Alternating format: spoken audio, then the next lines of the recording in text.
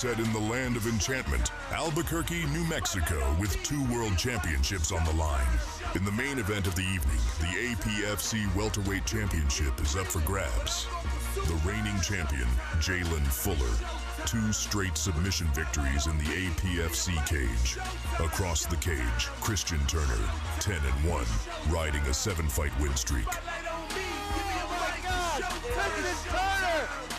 In the co-main event of the evening, the lightweight championship hangs in the balance. Newly crowned lightweight champion James Pleasant looks for his first defense and his biggest win to date against one of the most battle-tested fighters outside of the UFC and former Apfc welterweight champion and former Bellator title challenger Manny Sanchez. But first, the finest prospects outside of the UFC look to leave their mark in the Apfc cage and establish themselves as prospects on the UFC radar. New Mexico, it's time for a violent night of fights. A night where 2 new champions look to defend their thrones. A night where the best unsigned talent in mixed martial arts get their moment. A night where the biggest winner is the fans that are tuning in. It's time for Apfc 22 on UFC Fight Pass, and it starts right now.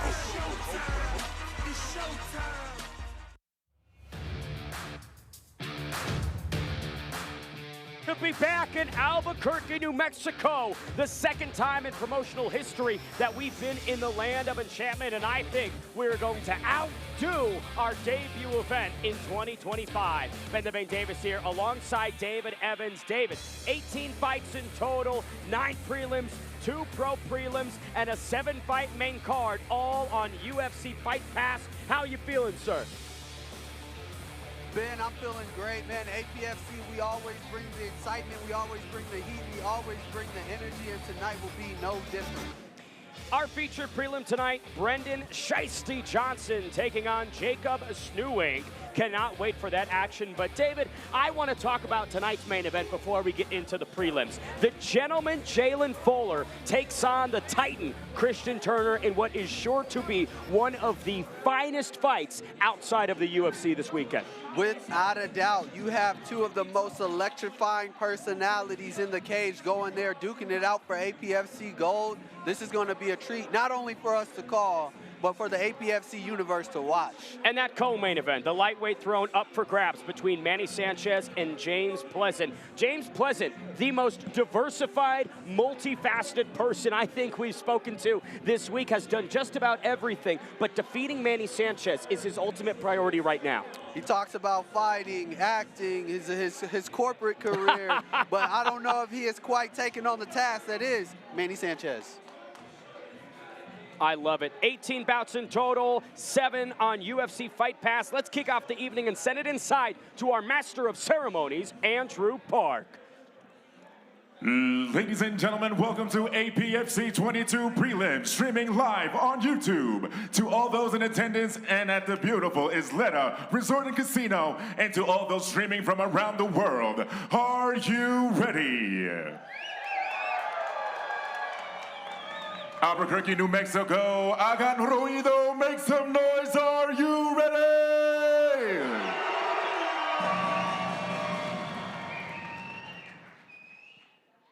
Without further ado, making his way inside the cage, help me welcome Juwan Smith.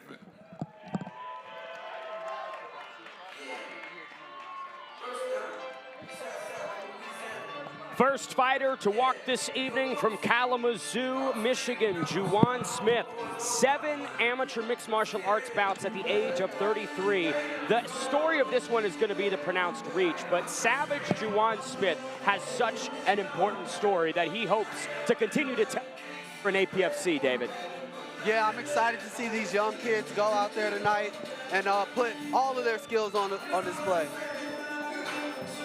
Kalamazoo's Juwan Smith, 3-4 overall, started his career a perfect 3-0, but has found 4 straight setbacks, staggered results, regional scene title fights, so he's been in there at the highest levels that he can find, but David, he has not found the results that he needs. Not quite. I mean, I kind of love the resilience, though. He keeps chipping away at it. He continues to make that walk, and let's see as he goes in there tonight, the progression that he's able to make.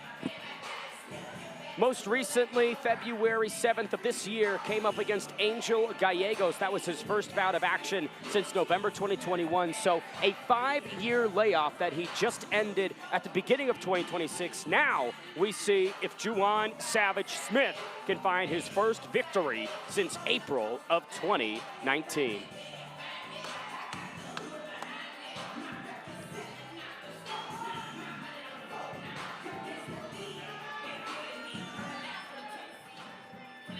Ready to make his way inside the cage, Solaita.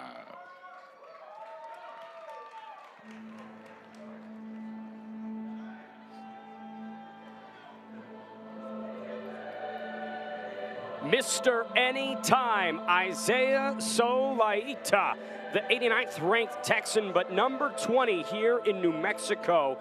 Similarly on a 3-fight losing streak, so both of these fighters, David Evans, are desperate to find themselves back in the win column. You know, both of them can walk into the cage truly free and with nothing to lose, no pun intended here, Ben. A New Mexican fighter, 6'3", fighting at lightweight. Pretty big frame for this division, especially at 19 years young, right? So much time for him to develop and continue to get better. Yeah, and what better place to do it than right here in the APFC? You know, we constantly bring some of the finest young amateurs, some of the finest professionals here. And I mean, when they're back there, they're training, getting ready to fight, and they're walking out, they're seeing these high-level fighters get ready to make their walk into the cage. That has to be motivating for them, right? And you've got Dustin Poirier in the building, David. There is no better person that you would want to try and impress outside of DP, maybe Anthony Pettis, who's also here. Solaita, Mr. Anytime, Anywhere, now here in the Isleta Resort and Casino. Both fighters trying to find win streaks. Let's take a look at the tail of the tape for our first fight of the evening here on YouTube. Juwan Smith, 3-4 overall. Solaita, 4-8. 19 years young for Alamogordo's own, 33 for Smith, 14-year age differential, big height differential as well. Juwan Smith giving up 8 inches to Solaita. We'll see how that impacts him. This tail of the tape brought to you by Combat Corner.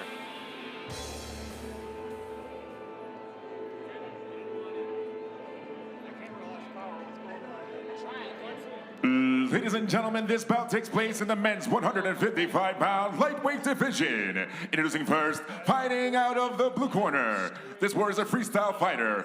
A record of 3 wins and 4 losses. He stands at 5 feet 7 inches tall, weighing in 152.6 pounds. Fighting out of Kalamazoo, Michigan. Help me welcome Juwan Savage Smith. Introducing his opponent, fighting out of the red corner. This warrior is a BJJ practitioner. He holds a record of 4 wins, 8 losses. He stands at 6 feet 3 inches tall, weighing in 153.6 pounds. Fighting out of Alamogordo, New Mexico. Help me welcome Mr. Anytime Solaita.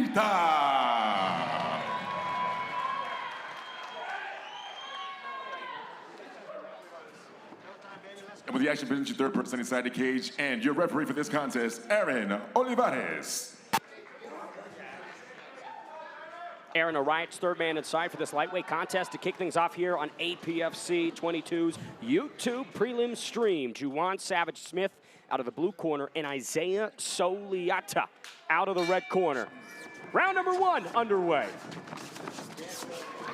Smith advancing early, eats a jab there from Solaita. The height differential here, David Evans, is quite pronounced. However, Smith not worried about coming in on that straight line as you see him land a big 2-3 and then get right out of range. But getting out of range with Solaita is going to be hard, man. I mean, 6'3" with that frame. He could touch you from across the cage. Solaita commanding the center, 30 seconds in here. Smith blistering in with 4 or 5 punch combinations. We see Solaita using his range, slowly creeping in. However, you have the blitzing style of Smith, which is counter to that, where he'll fade back and then blitz you and try to catch you with a big shot. This clash of styles is going to make for a great matchup. 2 jabs land for Solaita. Smith backed up on the cage. Now intercepts him with a jab as Smith advances. It feels like a big stamina drain for Juwan Smith. Every movement he tries to make on Solaita, a pretty big one. There's a nice right hand, though, from Savage Smith. Yeah, I mean, Smith maybe not the most efficient with his movement, but as you see, when he lands, he does some damage, and he's knocking the head back of Solaita. It only takes one. A lot of activity for Isaiah Solaita. Made his amateur debut in August 2025. Since then has rattled off 5 different bouts. This will be his second of 2026 as he lands a nice right on Smith. Smith looking pretty comfortable just fighting with his back against the cage, as we saw about 10 seconds ago. Darted in with a nice 4-punch combination, but took his back right to the cage. I mean, it's put him in a bad spot with someone that has the reach as Solaita. Big knees there from Solaita, and a right over the top clips the ear of Smith. 70 seconds remain in this first round of 3.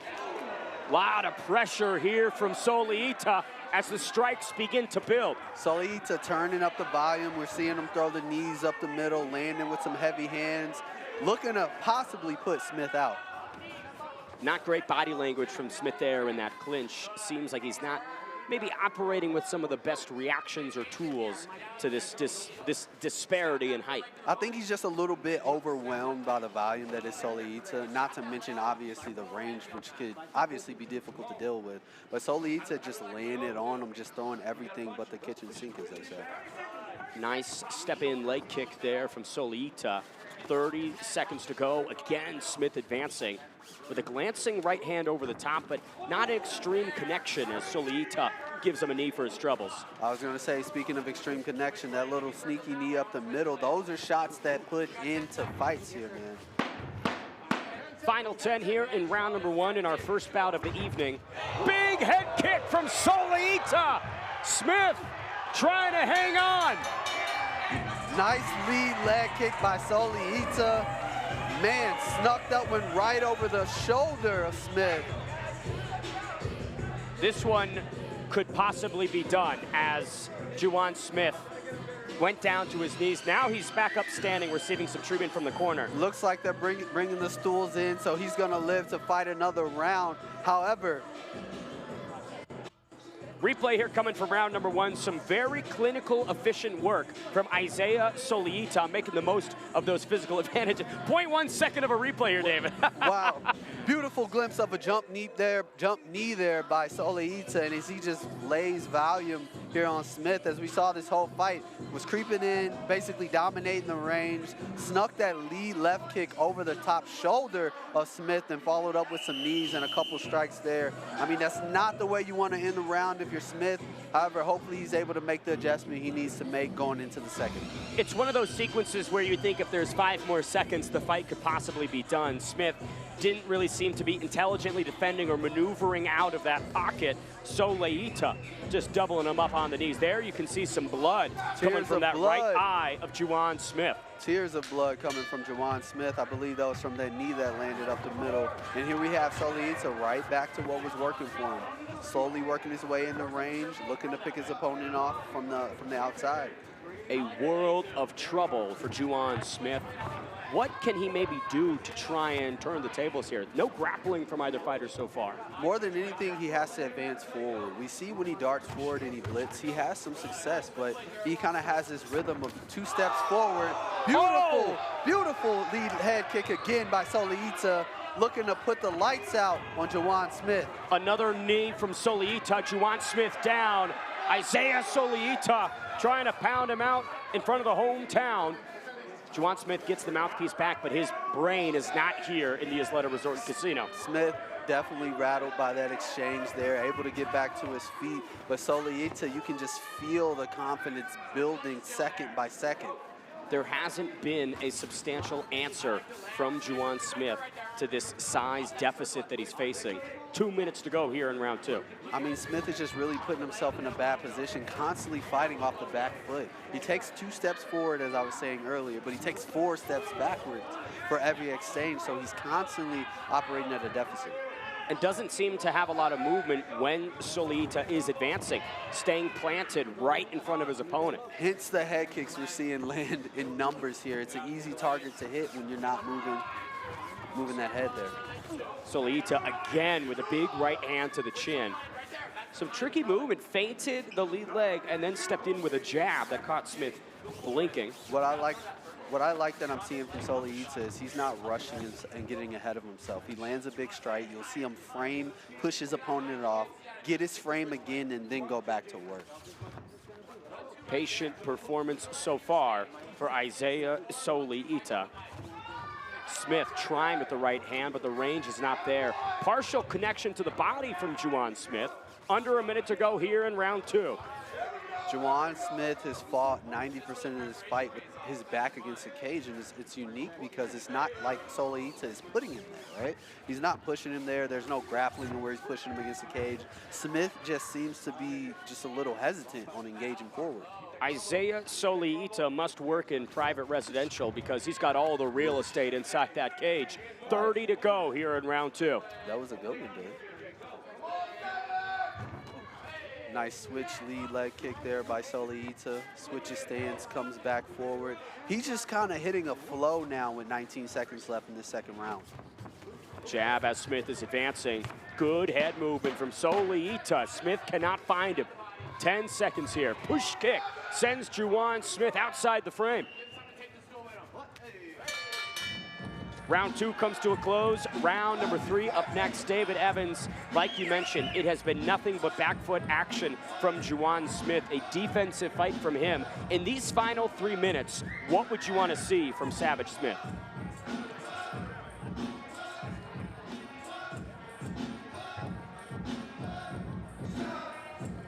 Replay here coming from round number 2. As we go into the replay here, we see Solaita just laying the volume here on Smith. Beautiful knees to the body. That nice switch lead leg kick followed with some more knees here. Throwing the elbows to the body. I mean, he is just finding every shot that he can and taking advantage of. Throwing that big roundhouse kick over the guard there of Smith. I mean, Solaita just having his way. For Solaita in the final 3 minutes, do you think kicking it up a notch and trying to find that finish could be the optimal approach to close out this masterclass? Honestly, I don't know if he needs to kick it up a notch. I think if he continues doing what he's doing, the finish is going to be par for the course. But obviously, if he recognizes it, now is the time to capitalize on it. Savage Smith with 3 minutes to create a comeback here. Solaita instantly sucks up all the space inside the APFC cage. Smith coming out like he's ready to get a little more engaged in this fight. However, Solaita just pushing him back as he's done for the last 2 rounds. Mr. Anytime Isaiah Solaita, cornered by DJ Ramos and Dylan Matthews, representing that Sotero Combat Sports gym. Clearly doing all the right things with the stable that he has. I mean, we talked about him coming into this fight off of a loss. He was clearly able to shake that off, man, and he's putting everything together. He's going to be headed in the right direction if this fight finishes how we think it's going to. Nice partial blow from Smith as he lands upstairs. Smith just hesitant, looking for those big shots. Speaking of big shots, roundhouse kick to the temple of Smith by Solaita. We can certainly commend the durability of Juwan Smith. We'll say it does feel like Isaiah Solaita is not really putting as much as he could on some of these shots. I mean, Solaita is doing everything he needs to do. He's being efficient with his movement, efficient with his strikes. At this point, he doesn't really need to. I mean, he's going to find that big shot with the rate of accuracy that he's having. Juwan Smith had some moments a couple seconds ago, but Isaiah Solaita grinning after those connections from Savage Smith. Clearly not feeling the power. Now that we're seeing Smith engage a little bit, he's kind of putting himself in danger. He's darting in off balance, leaving his chin up in the air. We see him slipping and sliding. I would hate for him to slide into a knee or one of those head kicks that Solaita has been throwing this entire fight. 1 minute, 18 seconds to go in this fight. Smith again trying the same patented blitz forward. But I will say he's down on the scorecards. You need a finish as he stumbles backwards to the cage. Stiff jab there by Solaita, just right down the middle. You can see Smith wearing it on his face now, literally and figuratively speaking. Smith has been grimacing for most of this fight. Uppercut right hand from Solaita, just diversifying every dimension offensively. Oh! Beautiful up kick there by Solaita, just snuck that in behind the strikes, landed on the chin of Smith. Solaita feeling himself showboating a little bit. Little showboating, throwing the one hand up and leading with the jab there. How can you not, after a fight like this where you have just been a step or two ahead the entire time? Solaita not only styling and profiling, he's smiling, he's putting damage on his opponent. I think he's figured out that a part of this fight game for him is having fun more than anything. And for Juwan Smith, right, when you go back to the workshop and you think, okay, I just didn't have the answers to this size deficit, as Solaita wants to close the show with some exclamation points. Nice jumping switch knee there by Solaita. I mean, what a beautiful, comprehensive striking seminar that Solaita put on Juwan Smith tonight. And non-stop pressure, too. There was not a moment where Isaiah Solaita gave up ground, backed off, stayed right in front of Juwan Smith, and fought smart. There wasn't really a lot of meaningless risks that he took. It was efficient, it was clinical, and it was too much for Kalamazoo's Savage Smith. Isaiah Solaita definitely leveled up here tonight. We saw different layers in this game. We saw him putting everything together, and I mean, he's gonna walk out of the APFC cage with a nice blueprint of where to go next. Isaiah Solaita came to play in the final 10 seconds, throwing some jumping knees. Wanted to find the finish, and I do think if he started these types of attacks earlier, he could have gotten Savage Smith out of there. You know, I think there's something to the patience, though, especially being a young amateur fighter, not getting too far ahead of yourself. I think his timing is almost there. Maybe he could have put the pedal to the metal a few moments earlier in the fight, but, I mean, this is a hard performance to not. The 3-fight losing streak will be snapped for Isaiah Solaita. He picks up his first victory since September of 2025. And that's got to feel good, right? Came up short in the APFC debut against Ezekiel Romero. Now in his sophomore appearance, he gets it done on the scorecards. Once again, tonight's fight's populated by so many stars, the best of the West, and our 2 title fights in the main event, all on UFC Fight Pass. That kicks off at 7 p.m. local time. You do not want to miss it.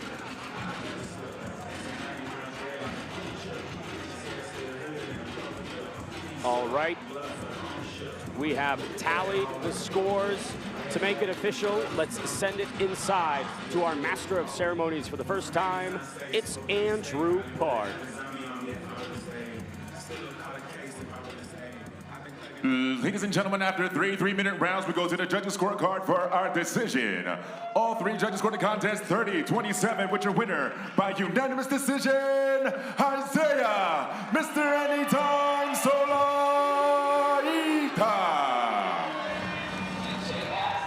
No surprises there on the scorecards, and a backflip to boot. Isaiah Solaita sweeps through Savage Smith with just too much in all dimensions. The range, certainly a factor, but it's what he did with it that broke that losing streak, David. The range, the volume with his striking, the pure confidence he stepped into the cage with. If he carries that on in his career, he's going to be borderline unstoppable. And I will say, those 8 losses that he has on his record, 4 of them came in his first 5 bouts. So when he was still figuring out how to operate as a martial artist, he came up short. Maybe he was fighting too soon, David, as now he looks like a prospect that could further develop as this amateur career progresses. Here's a highlight from our first fight of the evening. Definitely have to love that resilience from Solaita when you talk about his story. Starting off with the losses, keep chipping away, he kept grinding at it, and that's what led him into the APFC cage tonight. And speaking of the APFC cage, here we have Solaita just going to Way with a beautiful switch head kick there, following it up with the knees. Nice hook right into the knee shots. We saw some elbows to the body. Nice straight right hands. I mean, it was so much volume, you can't even verbally keep up with everything that he was laying on his opponent, Juwan Smith. Here we have Juwan Smith. Though he was down this entire fight, he never got put out. We can give that to him. Had a little bit of resilience of his own, took some damage, that up kick there, as you see it with him wearing the blood, wearing the grimace on his face. And Solaita jumps in, switch knees, the energy. What a great way to start APFC off here tonight and finish this fight with a beautiful backflip. Mr. Anytime getting it done in our first bout of the evening. Let's keep the action rolling and head to the featherweight division to bring the gladiators in. It's Andrew Park. Ready to make his way inside the cage, RJ Mendoza.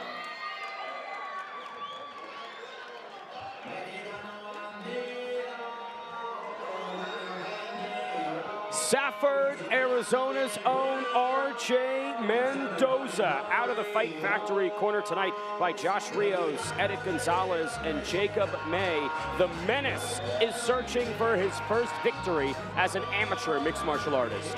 Hey, as we just saw, anything is possible when you step into that cage. RJ Mendoza looking for his first victory. However, what better place to do it here than the APFC? He's coming out, he looks very calm, looks very cool and collected. Let's see how he steps into the cage and transforms. Came up short in November of 2025 in his APFC debut. That evening, Chris Sotero Talent found the rear naked choke in the third frame. What do you think he learned from that first appearance of this promotion? I mean, against a talent like Sotero Talent, I mean, that's definitely not a loss you hang your head on. I think if anything, he's learned to just keep his faculties in check and not give up the neck. The 41st ranked amateur featherweight in Arizona, 42nd in New Mexico. Lot of ladder to climb, but the only way to get up those rungs is to appear and be resilient. His sophomore APFC appearance, RJ Mendoza. Ready to make his way inside the cage, Eric Artiaga.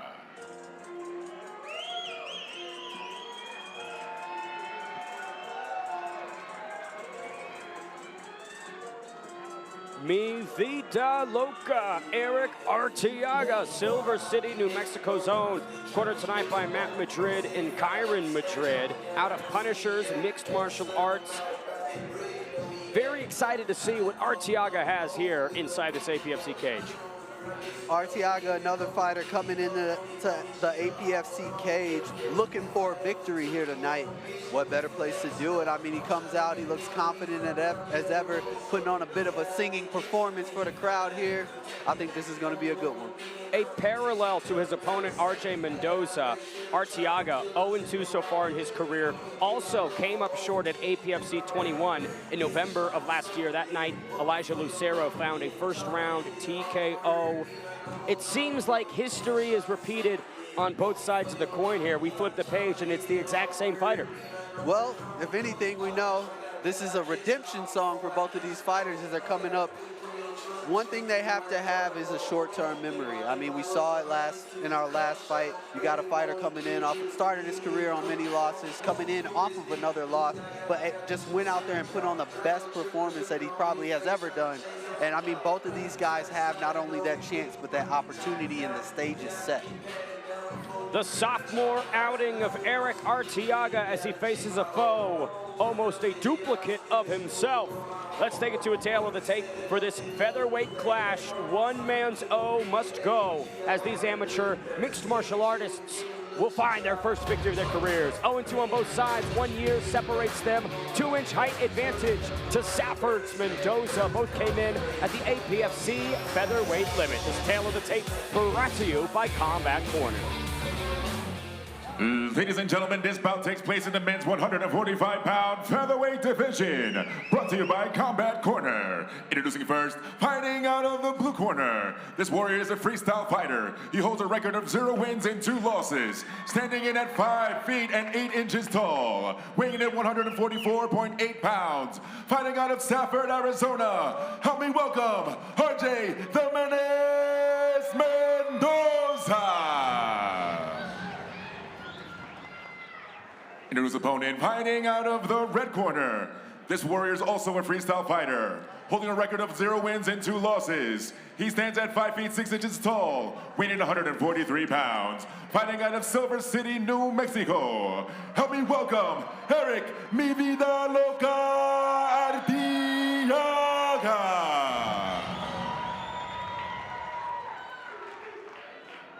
When the action begins, your third person inside the cage and your referee for this contest, Alan Dominguez. Alan Dominguez, third man inside for this featherweight clash. RJ Mendoza in the blue corner, Eric Artiaga in the red corner. Both fighters 0-2. That will change over the course of these potentially 3 rounds, David. Neither one of these guys can wait to get to the center of the cage. And we have Mendoza switching up his stance for a second there. And comes back orthodox. Beautiful, oh. Head quick kick effort there from Mendoza. Stance switching in the first frames here. Eric Artiaga with an incredibly carefree beginning to this. Seems quite patient, David. Definitely definitely relaxed, in contrary to Mendoza, who's coming out fire and throwing heat. I think Artiaga's just kind of looking for a spot, looking for his window. We saw him kind of blast with that combination, the 1-2-3. Didn't land anything, but we can see that he has that blitz if he needs it. Big step-in rush there from Mendoza. Artiaga brings him down briefly, but Mendoza pops up and reverses the position here. Now knees into the body in the clinch. Mendoza's balance has got to be a little bit more refined. He's pouring everything into every strike, and he's throwing himself off balance here. I mean, I get it. He wants to create violence. He wants to dominate his opponent, but he has to be efficient with his movement here. Big head kick that partially gets through on Artiaga. Now a low kick from Mendoza. As a fellow State 48 representative, I love the Arizonan charm, walking out with the flag and having it tattooed on the left shoulder. Mendoza bleeds Arizona. Mendoza definitely representing for sure, and even throwing the heat that Arizona's known for this time of year. But a nice chopping left hook from Artiaga gets through. It does feel like Artiaga's trying to lull him to sleep as he closes in with a nice right hand. I think that's the best way to put it, man. Artiaga is doing just that. You see the subtle head movements, the subtle hand movements. I think his approach is more delayed gratification, as Mendoza's like, hey, I want it now. And I think that's going to pay off as the round goes on for Artiaga here. 1 minute remains in this first frame of 3. Again, Artiaga with a nicely placed right hand that gets through. And talking about delayed gratification, David Evans, the star of Netflix's Age of Attraction. A lot of gratification inside those frames. I mean, it was some gratification out there for me. I wouldn't say I was a star. If you saw, you may have saw me in the background a little bit, you know what I mean? But great experience, but nothing like the heat and the energy that APFC brings here tonight from Misletta Sports and Casino. 30 to go in the first round. Artiaga playing on the back foot, but a little bit more sophisticated than our first fight of the evening in Juwan Smith. I love the subtleties in the defense here of Artiaga. Not a lot of flash, but making sure he constantly has his faculties in check, his hands up, chin down, checking himself, then countering. I mean, he's definitely not putting himself in any precarious positions, unlike his opponent. Big right overhand partially gets through on Mendoza. Artiaga, the sharper shooter, but a big spinning elbow to close out the first round. Eric Artiaga gives him a nice fist bump to say, hey, that was a good one. I think this one is just percolating. I feel like second round here, everything's gonna heat up. We're starting to see Artiaga open up, checking his defenses, landing his counter strikes. Mendoza has been bringing the heat from start to finish of round 1. Here we have some replays, both fighters in the center. Big right hand by Artiaga as he checks his defense, then throws it over the top here, follows it up with another right hand and spinning elbow by Mendoza. Mendoza coming in, another big right hand by Artiaga. Neither one of these guys are gun shy here tonight, Ben. And it's quite wild how, despite the seemingly quite clean connection on that spinning elbow, Eric Artiaga's expression did not change, David. Calm, cool, and composed all the way through is Artiaga. Mendoza seemingly puts a lot into the beginnings of his combinations, whether that's the stamp switching, loading himself up. Artiaga, though, just simple, keeping it quite fundamental, and that's been working through the course of 3 minutes. Mendoza definitely seems to be a bit more anxious, right, in his approach here to fighting, as Artiaga is much more almost nonchalant until he gets his moment, and then he fires off a couple shots. Right hand over the top gets Mendoza backing up. Again, a big energy taxing movement from Mendoza early. Now we're going to get to see some clinch work here. We saw some hard knees from Mendoza in the first round. Looking for a spin, but Artiaga able to capitalize and then lands a couple strikes of his own. Artiaga not getting overzealous in these moments when Mendoza's balance gives way, not rushing or toppling on top of his opponent, which shows, I would say, maturity in his fighting career. Maturity for sure, and understanding when it comes to defense and counter fighting that less is often more, and it's paying off for him for sure here tonight. 2 minutes to go in round number 2. Jumping jab from Artiaga. Mendoza first grappling that we've seen tonight. Mendoza has to be careful with that neck in the air. We see Artiaga looking for a guillotine. Dumps Artiaga, on his neck here and lands some huge ground and pound by Mendoza. Artiaga has got to move here. Mendoza, great position to rain down some elbows. And that is it!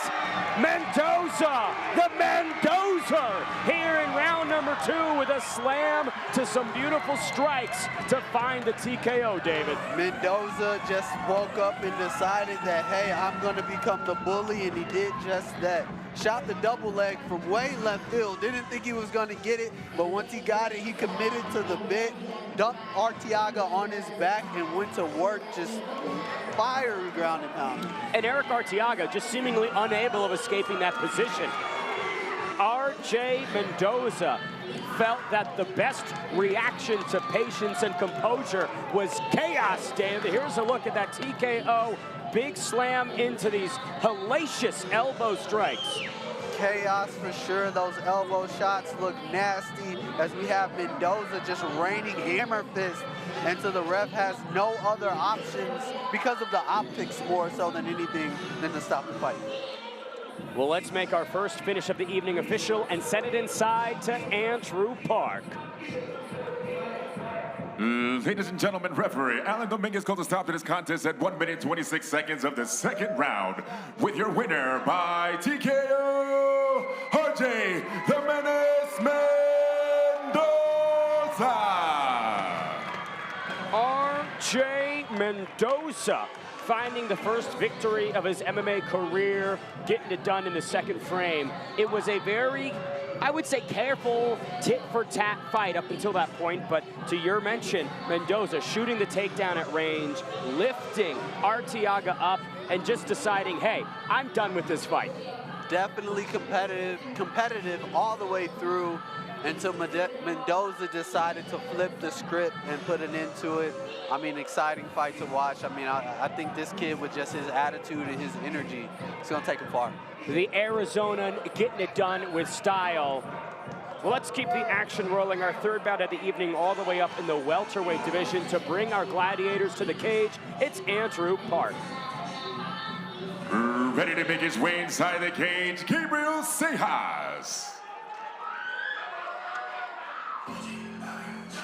Couple highlights here from that second bout of the evening. There's the big slam with authority. RJ Mendoza puts himself into the win column for the very first time. Eric Artiaga just had no clue what to do. RJ Mendoza really with some style points in that second frame, David. Style for sure. He gave the ref everything he needed to see to put it into this fight. Beautiful hammer fist. We saw the elbows. It was clean. And talking about clean, and our third bout of the evening from the blue corner, Gabriel Seijas.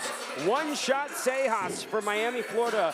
The 20-year-old was in the military for 5 years. In 91 Bravo, was a great mechanic, has a daughter, Luciano, at home that inspires him to try and be the best he can be inside the cage.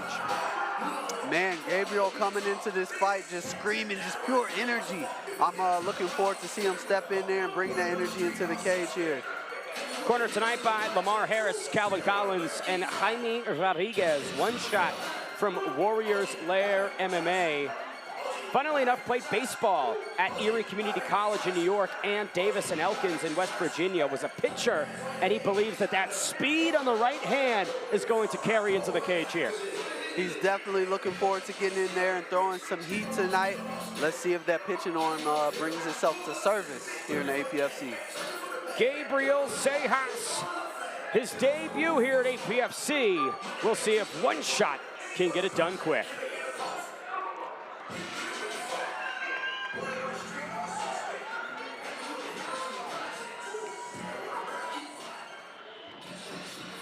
Ready to make his way inside the cage, Mikesell.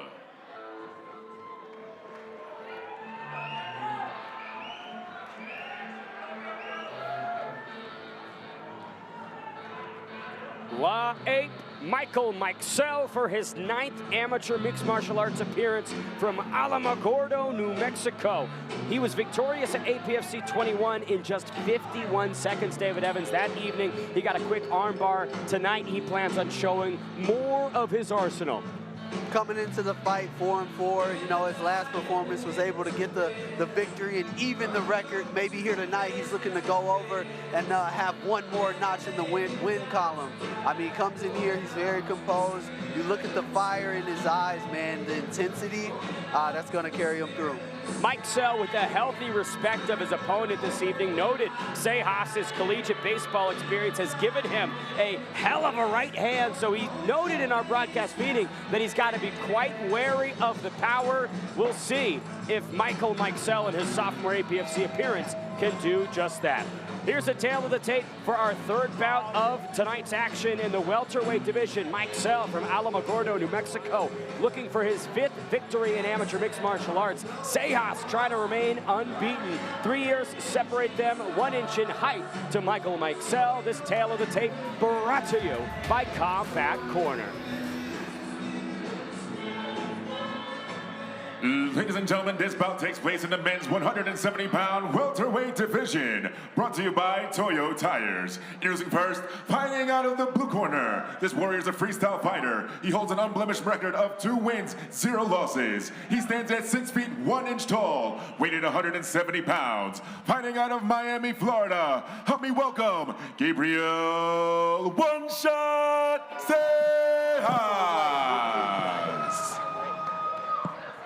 Introduces his opponent, fighting out of the red corner. This warrior is also a freestyle fighter, holding a record of 4 wins and 4 losses. He stands at 6 feet 2 inches tall, weighing in 166.2 pounds. Fighting out of Alamogordo, New Mexico. Help me welcome Mikesell.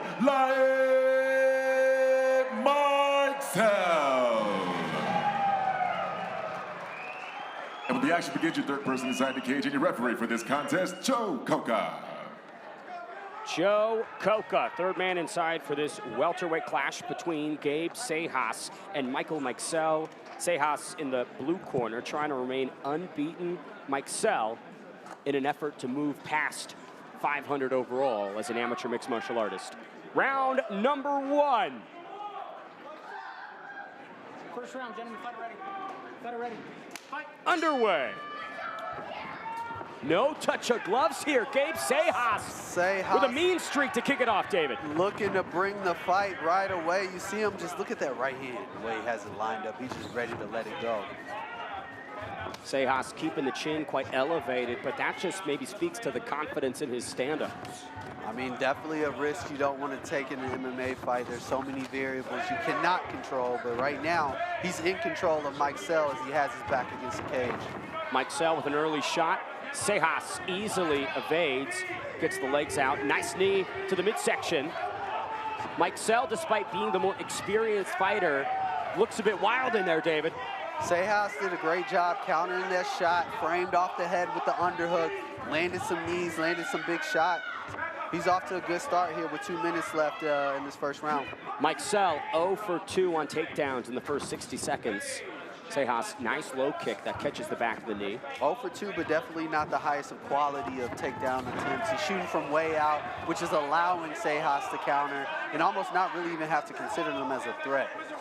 Seijas said of his collegiate baseball experience, beautiful throw from the former collegiate athlete. Nice head and arm throw there by Seijas, able to get Mikesell down to this back. However, Mikesell works up right away. Mikesell with a nice knee, doubles up there.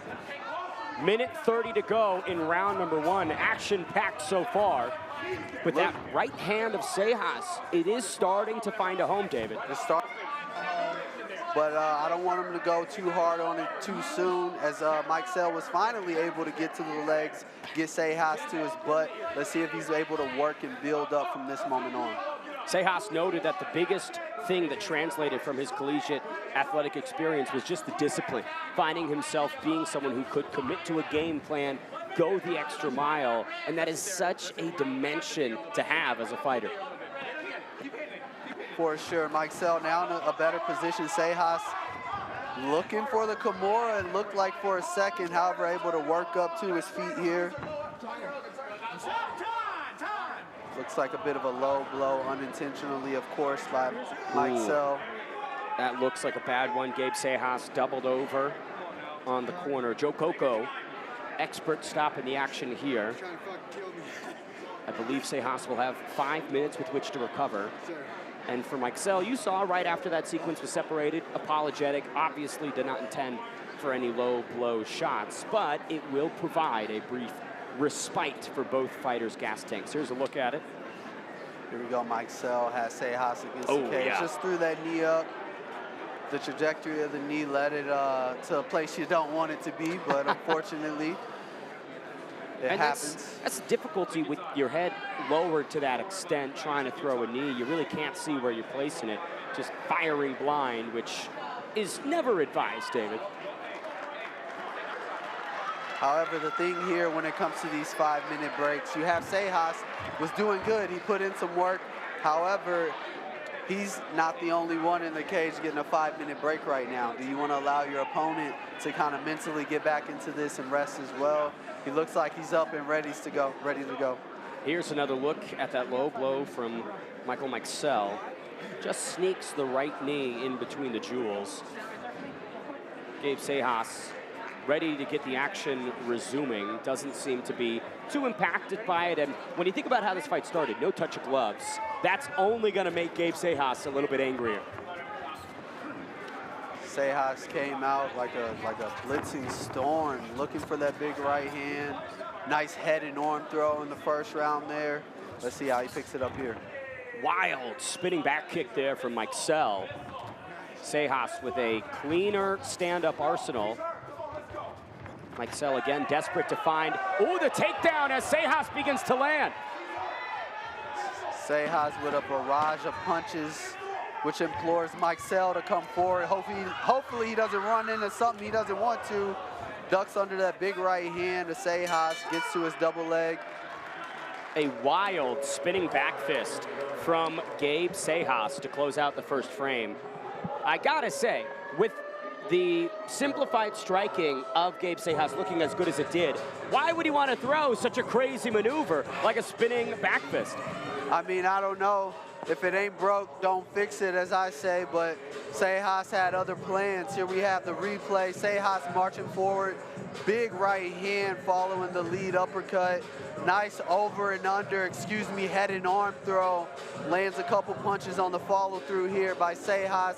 Nice combination, 2, 3, 4 punch combination here as he puts it on Mikesell.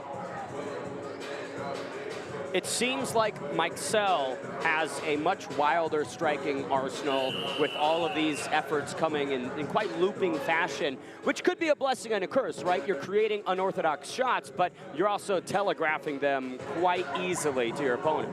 It's about being high percentage at this level, and with those unorthodox shots, at bringing everything from left and right field, he's not going to land with a higher percentage of effectiveness. However, with Seijas on the other end, he's keeping it simple, landing his shots, going straight down the middle. I mean, he's off to a good start here coming into the second round. Mikesell opens up with some nice teep kicks. There's another big right from Seijas that gets a reaction from Mikesell. I like those teeps a lot for Mikesell, David. Mikesell, I'm surprised we didn't see a lot more of that earlier on with him having the reach advantage and that length that he has. Now he decides to utilize it, something maybe his coaches told him in the corner during the break. Big knee from Seijas. Mikesell eating an elbow upstairs now.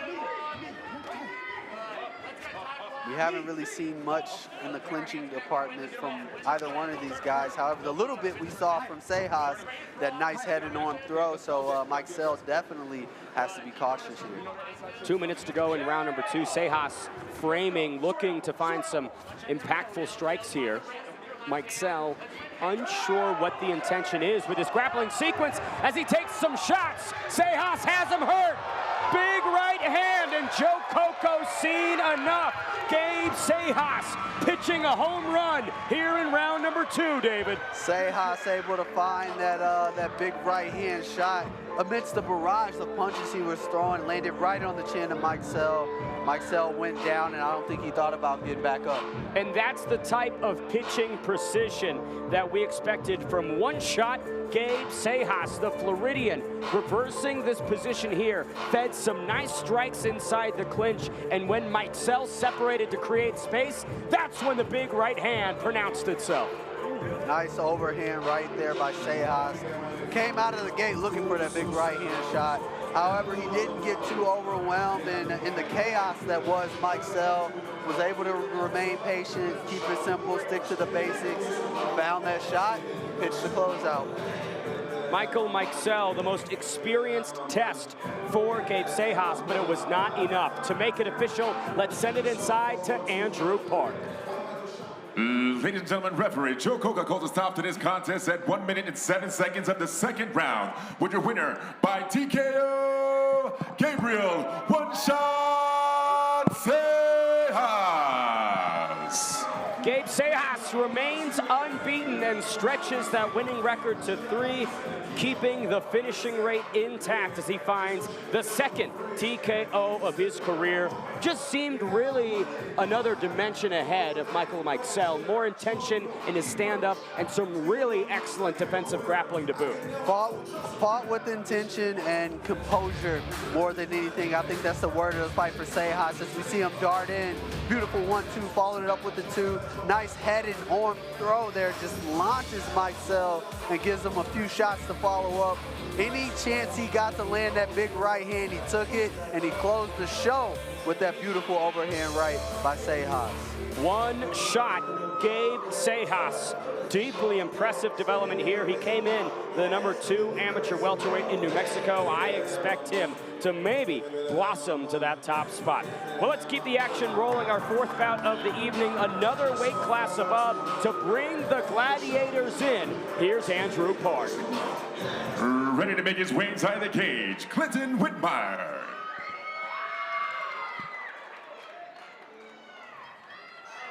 The second Arizonan to make the walk tonight, Klinton Whitmire, also trying to find his record, a new shiny 3-0 at the conclusion of tonight's middleweight affair. Cornered tonight by Josh Rios and Gabriel Enriquez, as well as Jake May. Kamikaze Klinton Whitmire trains and sharpens the tools out of the Fight Factory. David, what are you expecting from him tonight? Klinton Whitmire, what I am expecting from him is just pure power and KO intentions. I mean, you look at the kid, he's definitely physically imposing, and he brings all of that into the way he approaches fighting here tonight. A 17-second TKO in his debut over Orion Gurkey at APFC 21. That was in November of 2025, but he kicked off 2026 with a 30-second stoppage of Manny Alvarez in January. Kid's got lethal hands, Dave. Lethal hands, lethal power, but more importantly, he knows how to use it. Look for him to go out there and pressure his opponent right away and put the lights out as soon as he can. And with a name like Kamikaze, one thing is expected.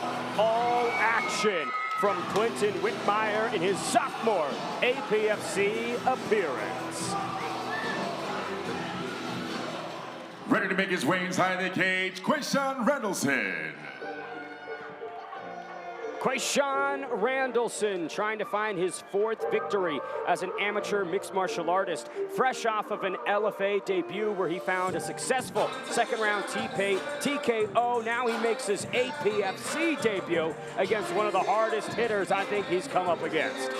2 words, Ben.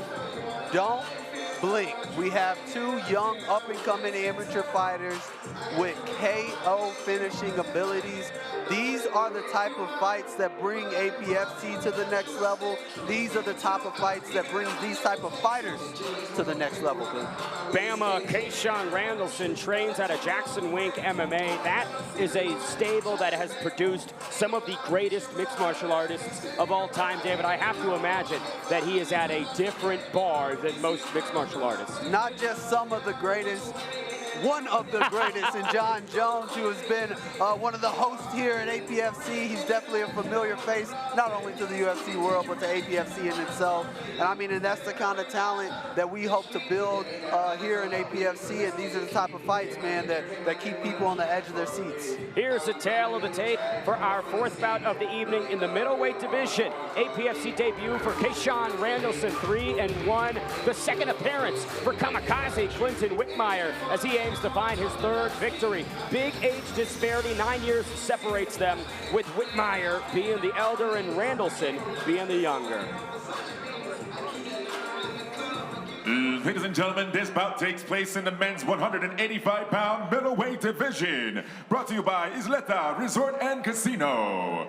Introducing first, fighting out of the blue corner. This warrior is a freestyle fighter. He holds an unblemished record of 2 wins and 0 losses. He stands at 6 feet 1 inch tall, weighted 184.4 pounds. Fighting out of Parma, Arizona. Help me welcome Klinton Kamikaze Whitmire.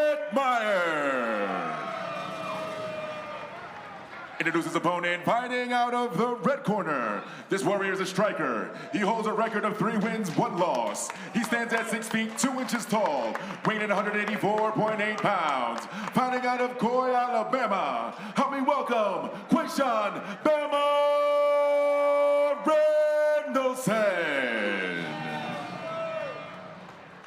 When the action begins, your third person inside the cage and your referee for this contest, Aaron Olivares.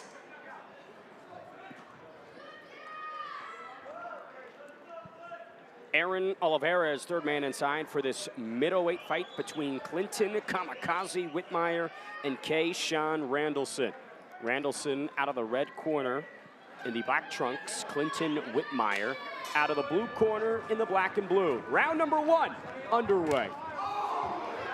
Both of these guys come to the center of the cage. No one wants to give an inch. However, it's going to be Quayshan Randelman with a beautiful double leg takedown and puts Whitmire on his back. That's exactly what you want to do against someone like Whitmire with the power and the ability and pop that he has in his hands. You take that variable out of the fight immediately. Whitmire scrambling, trying desperately to get out of this position. Randelman, some nice elbows, and really glued to Whitmire's back, not giving him an inch. Randelman is doing exactly what he needs to do. Little slip there, almost a foul there, but the ref's not going to hop in as Randelman was on his knee when Whitmire threw that knee, which obviously isn't allowed. However, there's no stop in the action here as Randelman gets back to where he needs to be. Klinton Whitmire has stopped all of his bouts instantly. So now getting to see some grappling levels from him is always nice, right? You get to find out what he's made of as Randelman goes high with a kamikaze slam. Nice double leg throw there by Whitmire, showing like, hey, I don't just have the pop in my hands, I can pop these hips and put you on your back if I need to. Randelman instantly reverses the position. Real great grappling acumen, which is what you'd expect from somebody that trains at Jackson Wink, and tonight is cornered by Mike Winklenger. Look for Randelman setting up that on-in guillotine here by Whitmire. Whitmire's committed to that double leg. What Randelman needs to do is get his hips out to the right side just a little bit more, and he's trying to force the throw up. He needs to come at an angle here. Maybe sit to that left hip. However, we're going to see Whitmire go and just pass the guard, and he's in full mount, which is not where you want to be against Whitmire. Whitmire goes a little bit high, falls over, giving Randelman all the room to regain control. Nice elbow as we hit the final 60 seconds of round number 1. We've seen like 5 minutes worth of fighting here in 4 minutes. I mean, these guys are going back and forth. This is one of the more highly competitive fights to this point. Both guys stoppage machines. And it's nice to see some grappling, right? The different dimensions that are on display.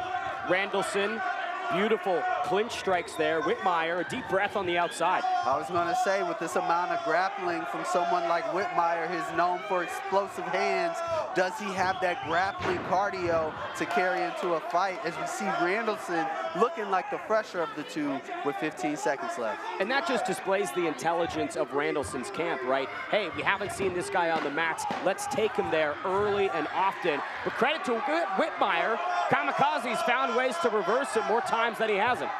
Whitmire's in this fight all the way through, no matter what his body language may suggest. Second frame up ahead, a grappling extravaganza through those 3 minutes. Quayshan Randelson pressing the action successfully, but it takes a toll on both sides, David. Here's a couple replays from round 1. Randelson seems to be the more educated grappler here, setting up his takedowns. We saw a slip there. Whitmire almost came in with the foul, but then behind that, nice, beautiful, explosive double leg of his own. I mean, these guys went back and forth that entire first round. It's a hard one to judge, if you ask me.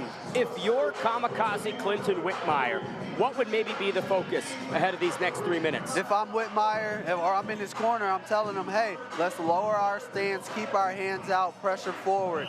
Let's try to keep him away from our legs here, but let's start with our jab and just open up with our hands and see if we can find our opponent in some danger. If he lures Randelson into a firefight, this could be a good one for him. Luring Quayshan Randelson into a firefight is likely going to be a difficult challenge at Jackson Wink. I feel the first thing they teach is that discipline and sticking to the strategy. Yeah, Jackson Wink known for being one of the more technical, strategic camps out there with the head coach of Mike Winklejohn, just being a bit of an MMA savant, if you will. And we've seen fighters like John Jones come out of there and just one of the more strategic fighters that we know. Whitmire looking for that dump, is able to get the takedown on Randelson as he posts his right foot towards the rear, and then definitely jumps top mount almost immediately. Clinton Whitmire answering all of the grappling questions that you would want to see. Full mount here within 40 seconds of the second frame, but control time has kind of been the issue on both sides, right? They've gotten to some commanding positions, but just simply haven't been able to keep it. Yeah, no one's been able to settle, so to speak. They've been back and forth so much, and I think that just speaks to the experience of these guys, even at this level, as Whitmire looks for a potential rear naked choke. Kamikaze Clinton Whitmire getting it done by way of modified rear naked choke. Quayshan Randelson pressed the grappling action, but he might have woken up a sleeping bear, David. Definitely woke up a giant, as we saw Whitmire was able to get to the takedown, got to full mount. I was expecting to see a bit of ground and pound, but he did exactly what I said he needed to do, settle into the position, get his hips down, and once he did, he let Randelson make the next move, isolated that neck, and there's where we saw the finish. Quayshan Randelson's lone loss was a second round rear naked choke defeat. That history is repeated here tonight in Albuquerque. Kamikaze Clinton Whitmire, the striking machine, adds a submission to the arsenal to keep the 100% finishing rate intact. It wasn't a first round stoppage, but it was a finish nonetheless for Kamikaze, David. A finish nonetheless, but experience more than anything. We saw layers of his game that we hadn't been able to see because he's had such stellar performances up to date. We saw the grappling aspect. We saw him put everything together. I mean, this is definitely one of those performances that you look at and you say, it ain't always got to be pretty, but it's something to build off of. And it looks like Clinton Whitmire might be nursing some sort of an injury, so that submission came at quite the opportune time. Well, let's make it official and send it inside to our master of ceremonies, Andrew Park. Ladies and gentlemen, referee Aaron Olivares calls a stop to this contest at 1 minute and 1 second of the very second round with your winner by submission, Clinton Kamikaze Whitmire. Arizona remaining unbeaten here in New Mexico as Kamikaze Clinton Whitmire finds his third straight victory, this time by sub. And David, it looks like he's more damaged than the man he beat, Quayshan Randelson. And that's definitely a testament to his opponent, man. Randelson was definitely probably the toughest task that Whitmire has seen to date. Randelson came out with a great game plan, excuse me. Beautiful wrestling. However, Whitmire was able to say, hey, I can do this myself. Got a couple of good takedowns of his own. Once he got into a good position, settled down, locked in the rear naked choke from the side position, and that just is a testament to his strength. Got the win. Wasn't his most pretty, but it's probably his most beneficial win to this point. An educational experience for our unbeaten middleweight Clinton Whitmire for sure. Well, let's trim back to the featherweights and send it inside to Andrew Park. Ready to make his way inside the cage, Jeremy Robles.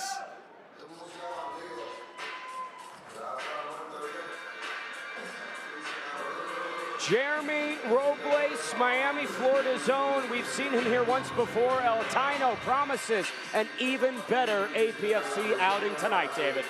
Jeremy Robles, a young fighter, one of my favorite young fighters that we have here in APFC. I like his style, I like his swagger, I like his confidence. More than anything, I like his technical capabilities. You go out there, you watch him, you look for him to enter what he calls that flow state, where he's styling and profiling, but able to put combinations together. He is coming off of a tough loss in his last outing, but one of the better performances I think I've seen from an amateur at this age, and he said he was able to make the necessary changes, nuances, and adjustments, and I look forward to seeing it here for him tonight. 3 stoppages in his 4 amateur victories, came up short in that APFC debut opposite fellow Puerto Rican John Medina, but like you mentioned, that was a far higher level contest than the records would suggest. We'll see if Jeremy Robles can rewrite history in his sophomore APFC appearance. Ready to make his way inside the cage, Elijah Quinn.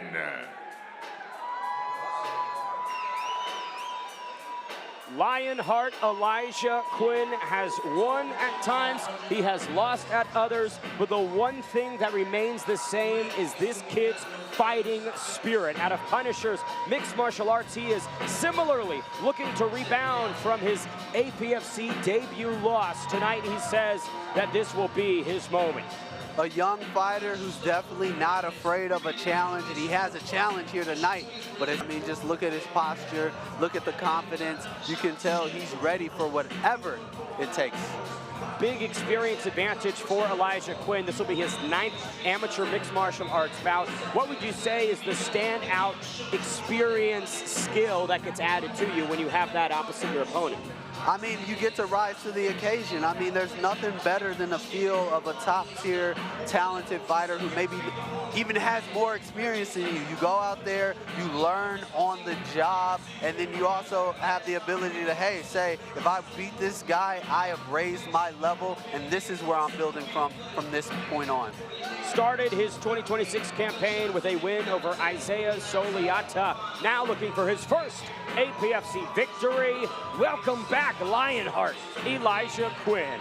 Let's take a look at the tail of the tape for our 5th fight of the evening in the featherweight division. Jeremy Robles, 4-2 overall. Elijah Quinn, 3-4. 25 years of age for Quinn, 24 for Robles, 1 inch in height to Elijah Quinn. Both came in at the APFC featherweight limit. This tail of the tape brought to you by Combat Corners.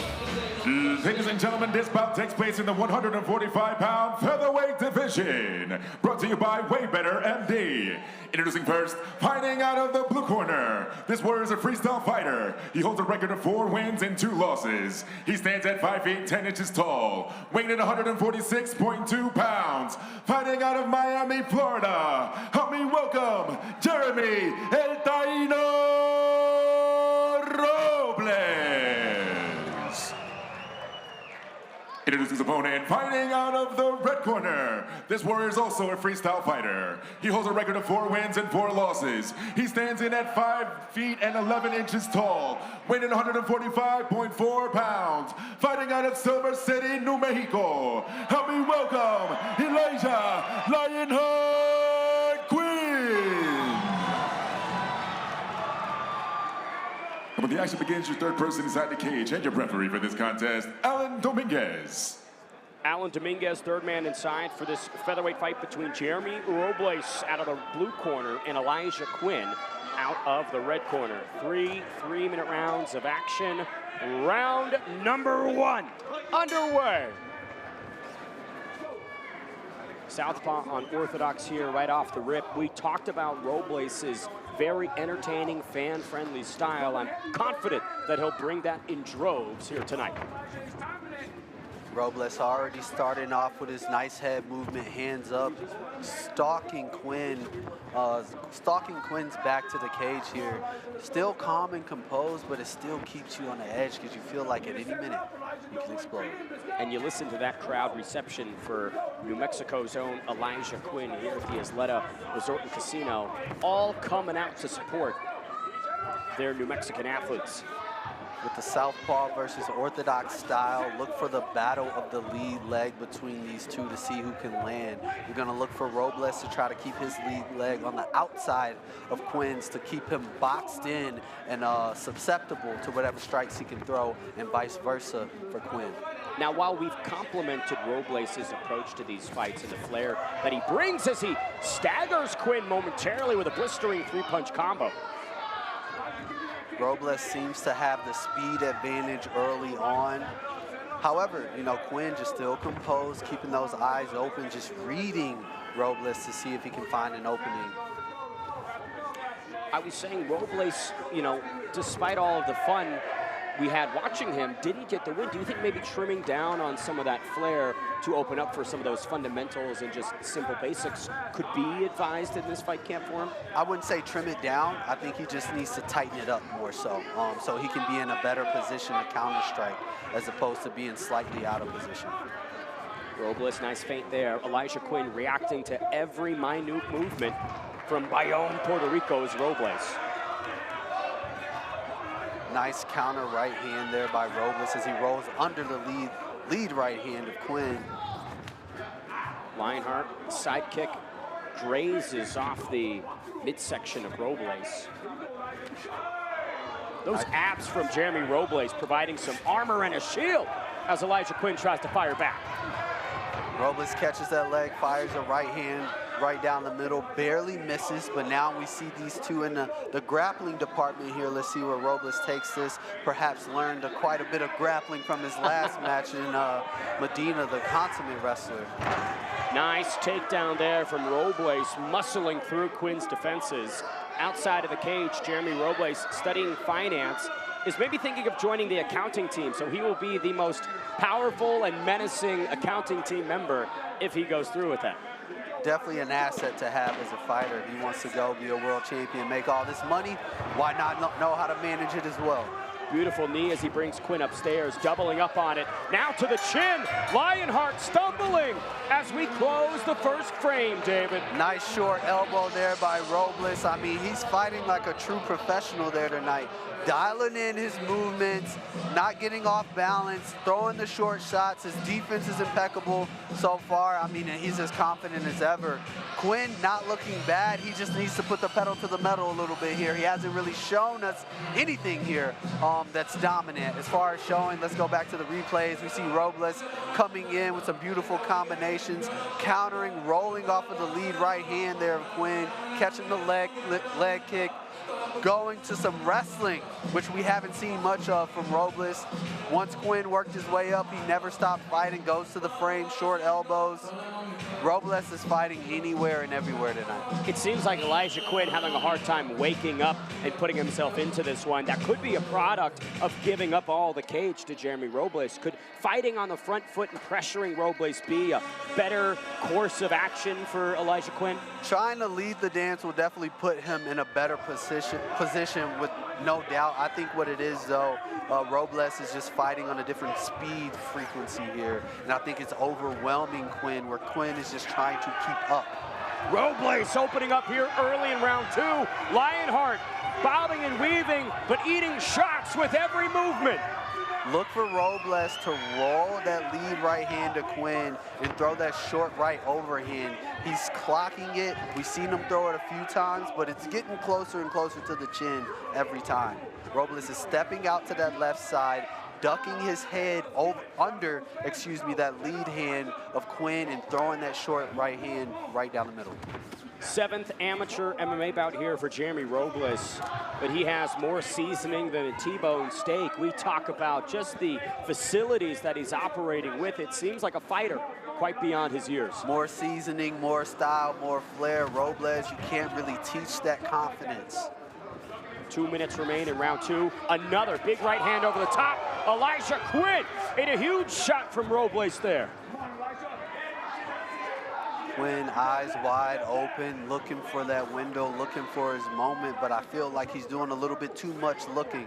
He needs to put his Nikes on and just do it, man, and get in this fight.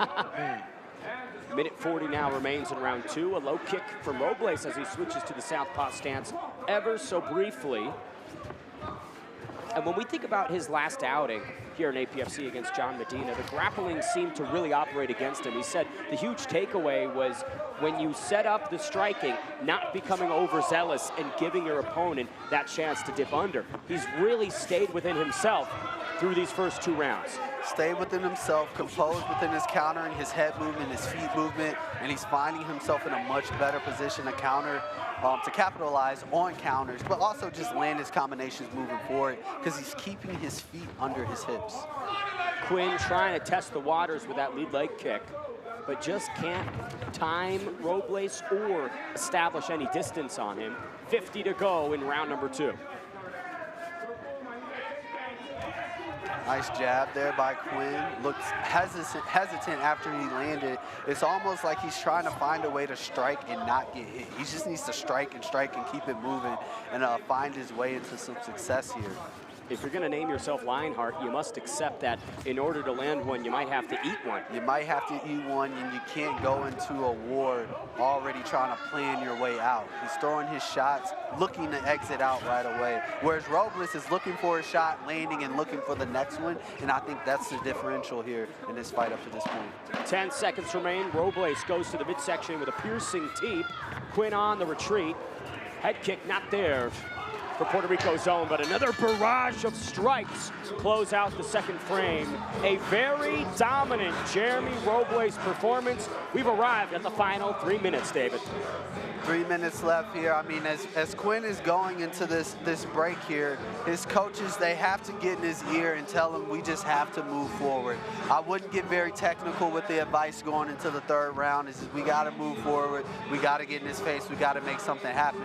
Speaking of making something happen, we have Robles coming in with that beautiful lead left hook, follows it up with the right hand, and then a barrage of punches on Quinn. As you can see, he's just overwhelming the software of Quinn, where Quinn just cannot keep up. It's almost like Robles is in the matrix here when he enters those striking exchanges.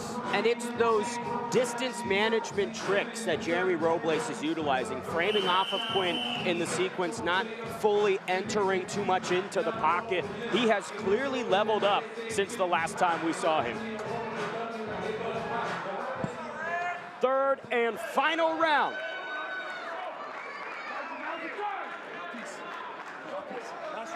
Underway. Robles crawling out, a little John Jones homage in New Mexico here. Robles taking the center. Quinn just kind of allowing him. Still a little hesitant, reluctant to get in within striking range is Quinn, and that's what happens when you see that hesitancy. You start to see guys throw a lot of leg kicks because they're scared to get in that punching range there. But, I mean, Robles is doing what he's been doing. Good head movement, nice feints, moving forward. Quinn flipping out some more efforts with that lead hand, but not much in terms of production. There's some Robles flair as he beckons Quinn into a 1-2. Drops the hands and follows up with a shovel lead hook. Right hand to follow up by Robles. At this point, Robles is just showing, like, hey, man, you need to engage with me. You're behind. Like, giving him no excuses here, but Quinn is just not taking advantage of it. Robles goes to the midsection, again, planting himself in the center. And this is the Robles that we came to know and love in his debut. Just putting on the confidence and the swagger. Big right hand on Lionheart. The fear here is once you let Robles get into that flow state, nice dump over here with the front headlock, looking to go darts perhaps. Look for Robles to try to get his right hip down and get Quinn on his left hip, settle in. That looks deep, David. It's deep. What he needs to do is settle right now, but he chooses to go full mount, and beautiful Quinn darts taps finish. Jeremy Robles, now 5-2 overall with a beautiful third-round submission. Lacerates Lionheart and takes the main home to put it on the mantle. Beautiful performance there by Jeremy Robles. As we saw, now he's starting to put everything together. The style, the grace, the technical prowess, the speed, man. I mean, this kid, very young in his career. I mean, he's going to be trouble. If you want to fight and get a nice notch on your belt, you better try to get him now. Couple highlights from that fantastic masterclass. Jeremy Robles, too good in all dimensions, snatched up this submission lightning quick, and Elijah Quinn just couldn't answer all of the questions that were posed to him tonight. Nah, Robles threw the entire book at Quinn, and Quinn just had no responses this entire fight. It seemed like he was just in there. I think it was the speed differential. I think it was the frequency in which Robles fights versus Quinn. But, you know, it's definitely Quinn can go back to the drawing board and hopefully bounce back. To make Jeremy Robles his first APFC victory official, we send it to Andrew Park. Ladies and gentlemen, referee Alan Dominguez calls a stop to this contest at 1 minute, 41 seconds of the third round. With your winner by way of Durst choke, Jeremy El Taino Robles. The best is yet to come for Jeremy Robles, who levels up with such extreme sophistication in every single fight. You talked about, you know, other fighters looking at Jeremy as a good potential opportunity, but I don't know who's gonna sign up to face this guy next. I definitely don't think there's a long line to fight Jeremy Robles, but if you ever have a chance and opportunity, like I said, now is the time to do it, because it's only gonna get better from here on out for Jeremy Robles. Wearing the blood of his prey on his chest, Jeremy Robles entered tonight looking to rewrite the history of November last year. His second appearance here in APFC, the first victory, David. I mean, the first victory, but definitely a dominant one, as he just had punches and bunches, style to a capacity I haven't seen in a long time at this level. Robles went out there, put on a master class that is MMA, and it just went out there, and I'm thoroughly impressed, man. Slowing down real time to operate infinitely in the microseconds. The Matrix Jeremy Robles bringing everybody in to the fan base here tonight. Well, let's keep the action rolling and send it to a catchweight between Yuri Hajosy and Tucker Oliver to bring the gladiators in. Here's Andrew Park. Ready to make his way inside the cage, Tucker Oliver.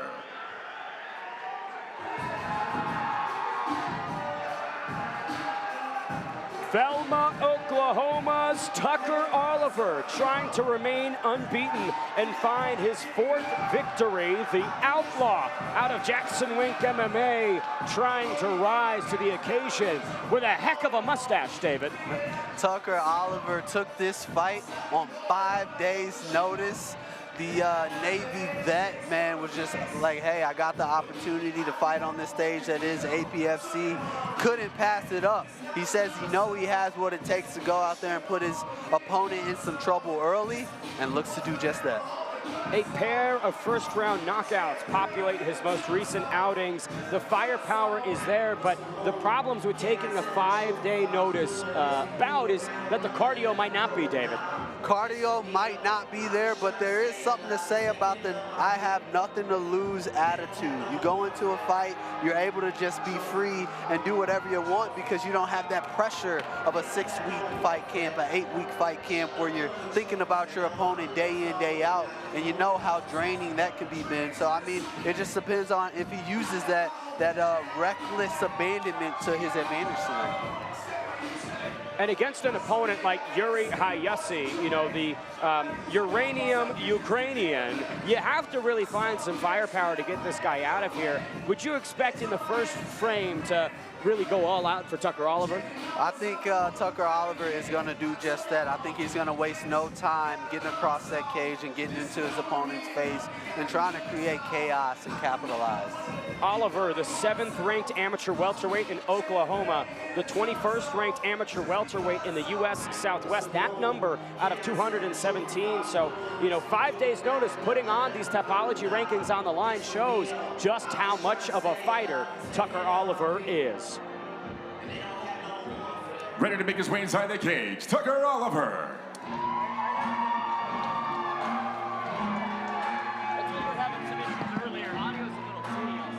No, I was hearing just everything in the truck, but I haven't heard it this last time. Are you okay now? Yuri Hajosy, the 26-year-old from Ukraine, the Ukrainian uranium, born near Chernobyl, tries to bring all that chemical firepower into New Mexico, opposite Tucker Oliver. 5 days notice as well for Yuri Hajosy. This will be his APFC debut, riding a win over Devin Pippin. That was December of 2024. So, David, it's been some time for Yuri Hajosy outside the cage. I mean, I think the question is, does cage rush to ring rush, is that prevalent? I mean, I like to think, you look at the kid, he looks in shape. I'd imagine he's still been in the gym, maybe just haven't competed in some time. But hey, welcome back to MMA. Works in the Air Force as aircrew flight equipment. They bring him all of their broken devices and he delivers them the fixed ones. Personal trade as an auto mechanic and wrapped up school last year. So quite the schedule for Yuri Hajosy outside the octagon. Busy man for sure. However, he has to focus, take all of that energy into the cage tonight and focus on the task that is standing across from him. Let's take it to a tail of the tape for our 180-pound amateur catchweight bout between Ukrainian uranium, Yuri Hajosy, and Tucker Oliver. Oliver, 2-0, looking to find his 3rd victory. Yuri Hajosy, 1-2, trying to even it out in his APFC debut. Ladies and gentlemen, this is a catchweight bout held in the 180-pound men's MMA division. Brought to you by Combat Corner. Introducing first, fighting out of the blue corner. This warrior is a wrestler. He holds a record of 1 win and 2 losses. He stands at 5 feet 5 inches tall, weighing at 177.8 pounds. Fighting out of Kherson, help me welcome Yuri Hajosy.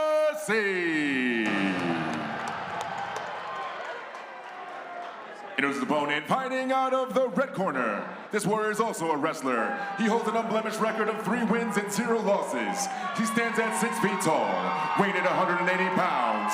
Fighting out of Belma, Oklahoma. Help me welcome Tucker, the Outlaw Oliver. And when the action begins, your 3rd person inside the cage and for this contest, Joe Coca. Joe Coca, 3rd man inside for this 180-pound catchweight bout. Bit of a mismatch on my notes here. Tucker Oliver in the red corner. Ukrainian uranium, Yuri Hajosy out of the blue corner. 3 3-minute rounds at 180 pounds. Round number 1. Underway. Oliver, big kick early. Hajosy with a right hand. Big right hand by Hajosy.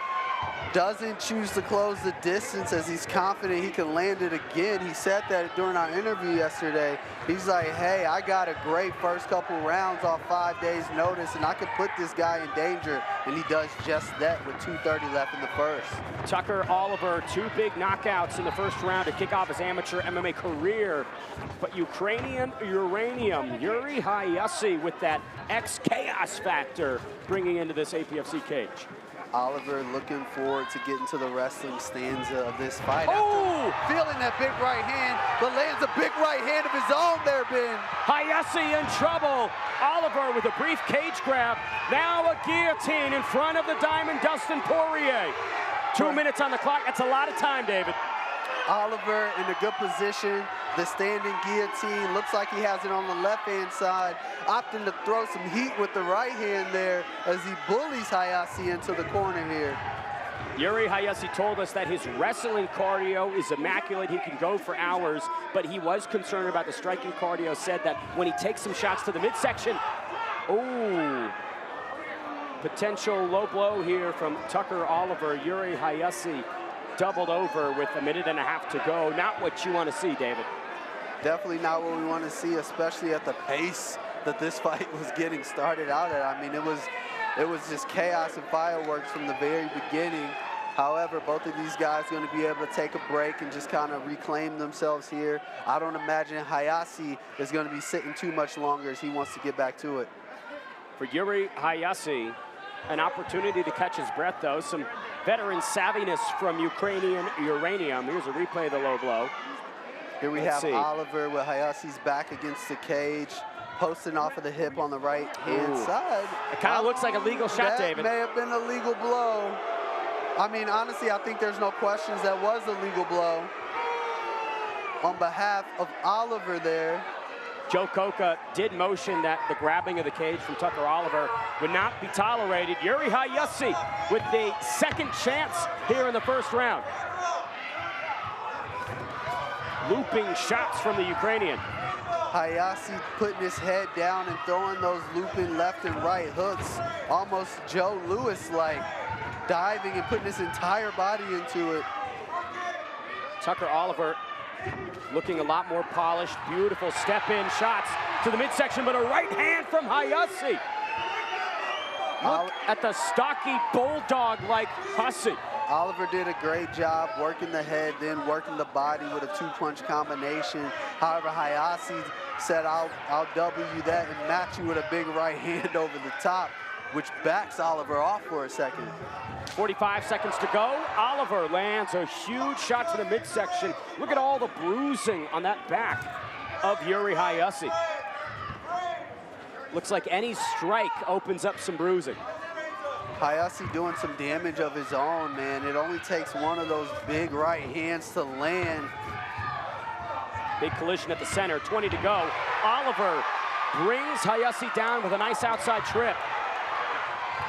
Oliver in a good position here, taking the back of Hajosy. Hajosy with a nice switch, but lands in a side mount position.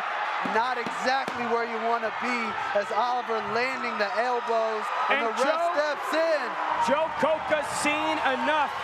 At the end of round number one, Tucker Oliver pounds out Ukrainian Uranium, defuses the nuclear ball of energy in Yuri Hajosy. I don't know about you, man, but I want to watch that one again.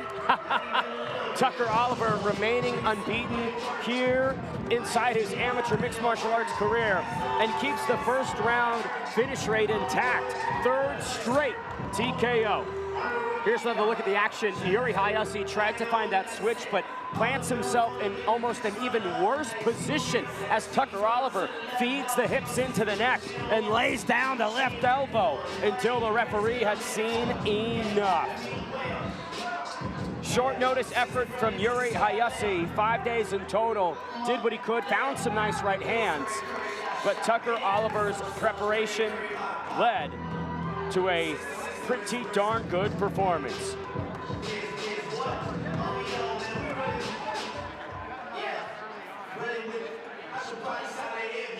To make that stoppage official, we send it inside to our master of ceremonies, Andrew Park. Ladies and gentlemen, referee Joe Coca called a stop to this contest at 2 minutes and 53 seconds of the very first round, with the winner by TKO, Tucker the Law Oliver. Unbeaten, undefeated, and now Tucker Oliver speaks. Ladies and gentlemen, I'm here with your winner, Tucker Outlaw Oliver. Tucker, can I get you to the center of the cage here, brother?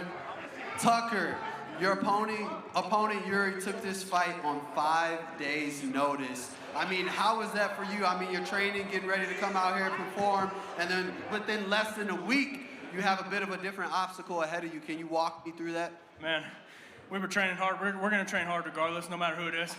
But hats off to him for taking the fight. I appreciate that, and then, you know, nothing really changed. Game plan stayed the same. Speaking of game plan, coming into this, what was your strategy? Were you looking to go out there and be wrestling heavy? Were you kind of preparing to stand and bang? What was your mental capacity when you talk strategy? And we worked a lot on standing and banging, so I was going to come out and see what I had. Within standing and banging, though you were pressuring forward and you're in control, there are a few moments where he was able to land some big right hands. What was going through your mind as you felt that pop and power that Yuri had? Keep my hands up. I got to quit dropping my hands, man. But I needed my chin to be tested anyway. I know I got a good chin, so it's all good. Ladies and gentlemen, Tucker Oliver moves to 3-0. Congratulations to the Outlaw. Tucker Oliver remaining unbeaten with his third straight first round TKO. The Outlaw sending Yuri Hajosy to jail with authority. Here's some highlights from that first round demolition. 5 days notice for Ukrainian uranium, Yuri Hajosy, and he did what he could. He found some big right overhands, but just did not seem to have the facilities, David Evans, to deal with Tucker Oliver. Tucker Oliver, man, he took some heat, took a few shots here in this fight, but was able to weather the storm, got the victory. I mean, impressive performance by a young fighter in Tucker Outlaw Oliver.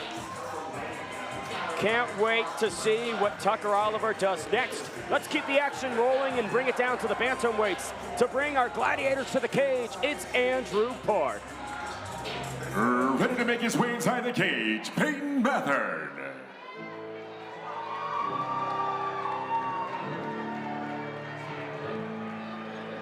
Peyton Matherne, 1-0 from Albuquerque, New Mexico, cornered by John Dodson. Jalen the Gentleman Fuller, our champion in the main event this evening, and Henry Barahona, P Money, looking to find his second amateur mixed martial arts victory, David. Man, Peyton Matherne, this dude is extremely focused. We talked to him yesterday. You know, he was definitely not hesitant in talking about his faith in God and how it helps carry him through his career and training camps and get him here tonight. November 2025 was his amateur debut. He dispatched Jordan Dutcher with a second round TKO. Now for his APFC debut. Bigger platform, bigger opportunity.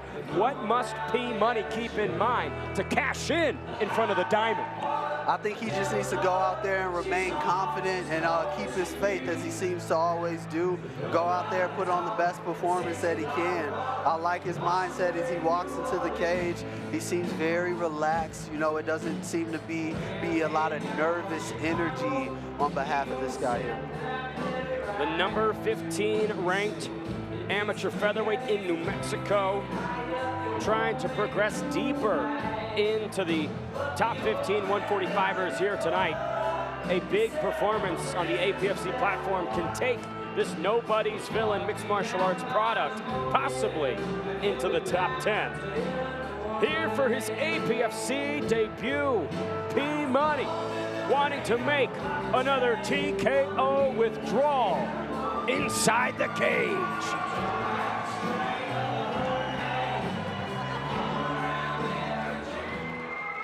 Ready to make his way inside the cage, Alexandro Rodriguez.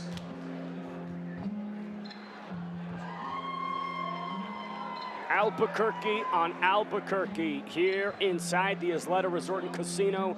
Alexandro Rodriguez makes the walk for his 5th amateur mixed martial arts bout. Cornered tonight by Jesse Tafoya and Joe Cruz, representing Jackson Wink MMA. That gym has already displayed the excellence with which they operate.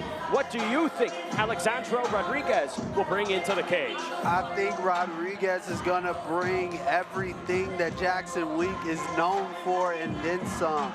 I mean, this kid stepping into the cage, confidence for sure, super composed. I'm liking what I'm seeing so far. Let's see if he's able to flip the switch as he steps into the APFC cage. riding back-to-back defeats here into this APFC debut. Alexandro Rodriguez has not competed since August of 2024. Nearly a 2-year layoff, David Evans. Could that add rust, or could that add some serious meaning to this opportunity? I mean, I think it all depends on what he's been doing in that downtime. I mean, it's one thing to not be competing, but always in the room in training.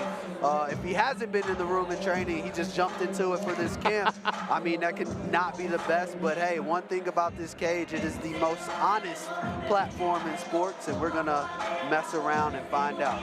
Alexandro Rodriguez returns to the cage for his biggest opportunity yet as an amateur.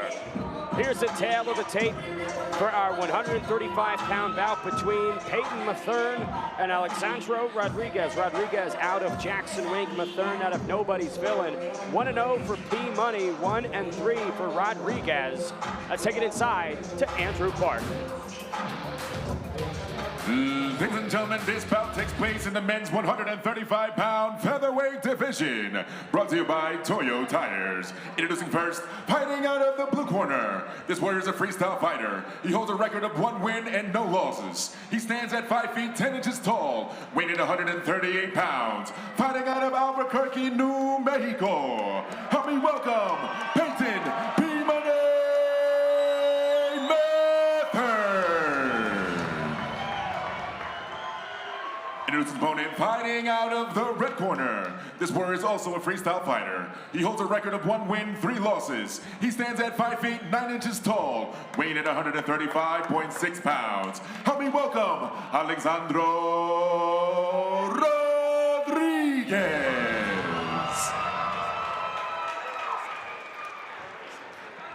And when the action begins, your third person inside the cage and your referee for this contest, Aaron Olivares. Aaron Olivares in our third man inside for our bantamweight contest between Peyton Matherne and Alexandro Rodriguez. Rodriguez in the black and red trunks, Peyton Matherne in the black and blue. 3 3-minute rounds to decide it. Round number 1 underway. Matherne coming out, throwing that left kick right to the body there of Rodriguez. Rodriguez able to kind of counter and get Matherne back to the cage, and then Matherne flips the script. P Money trying to see if there is any rust on Rodriguez, wants to find it right away and utilize that frame. Does have a couple inches on Alexandro Rodriguez. P Money in a great spot to build off of as he has Rodriguez back against the cage with that underhook on the right-hand side. Looking for that single leg, not quite able to get it. Nice knee there by Rodriguez on the exit. First action Rodriguez has seen in some time. P Money, right hand on the inside. Rodriguez whiffs with a looping left on the way out. Looks like that inadvertent foul there by Rodriguez as his teeth lands a little low.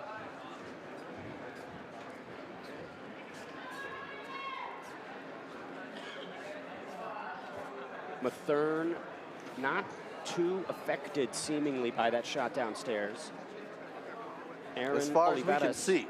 As far as we can see. He may just be a great actor there. Could be a lot going on, but beneath the cup, we just don't know. Or not. Olivares checks in with Peyton Matherne, who is gingerly walking around the cage, bouncing up and down, trying to work all of the right things out. Olivares gets us going. 2 minutes remain in round number 1.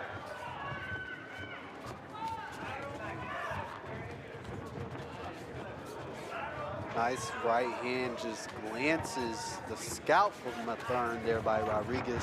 Oh, Rodriguez overcommits on the knee, dumps himself backwards.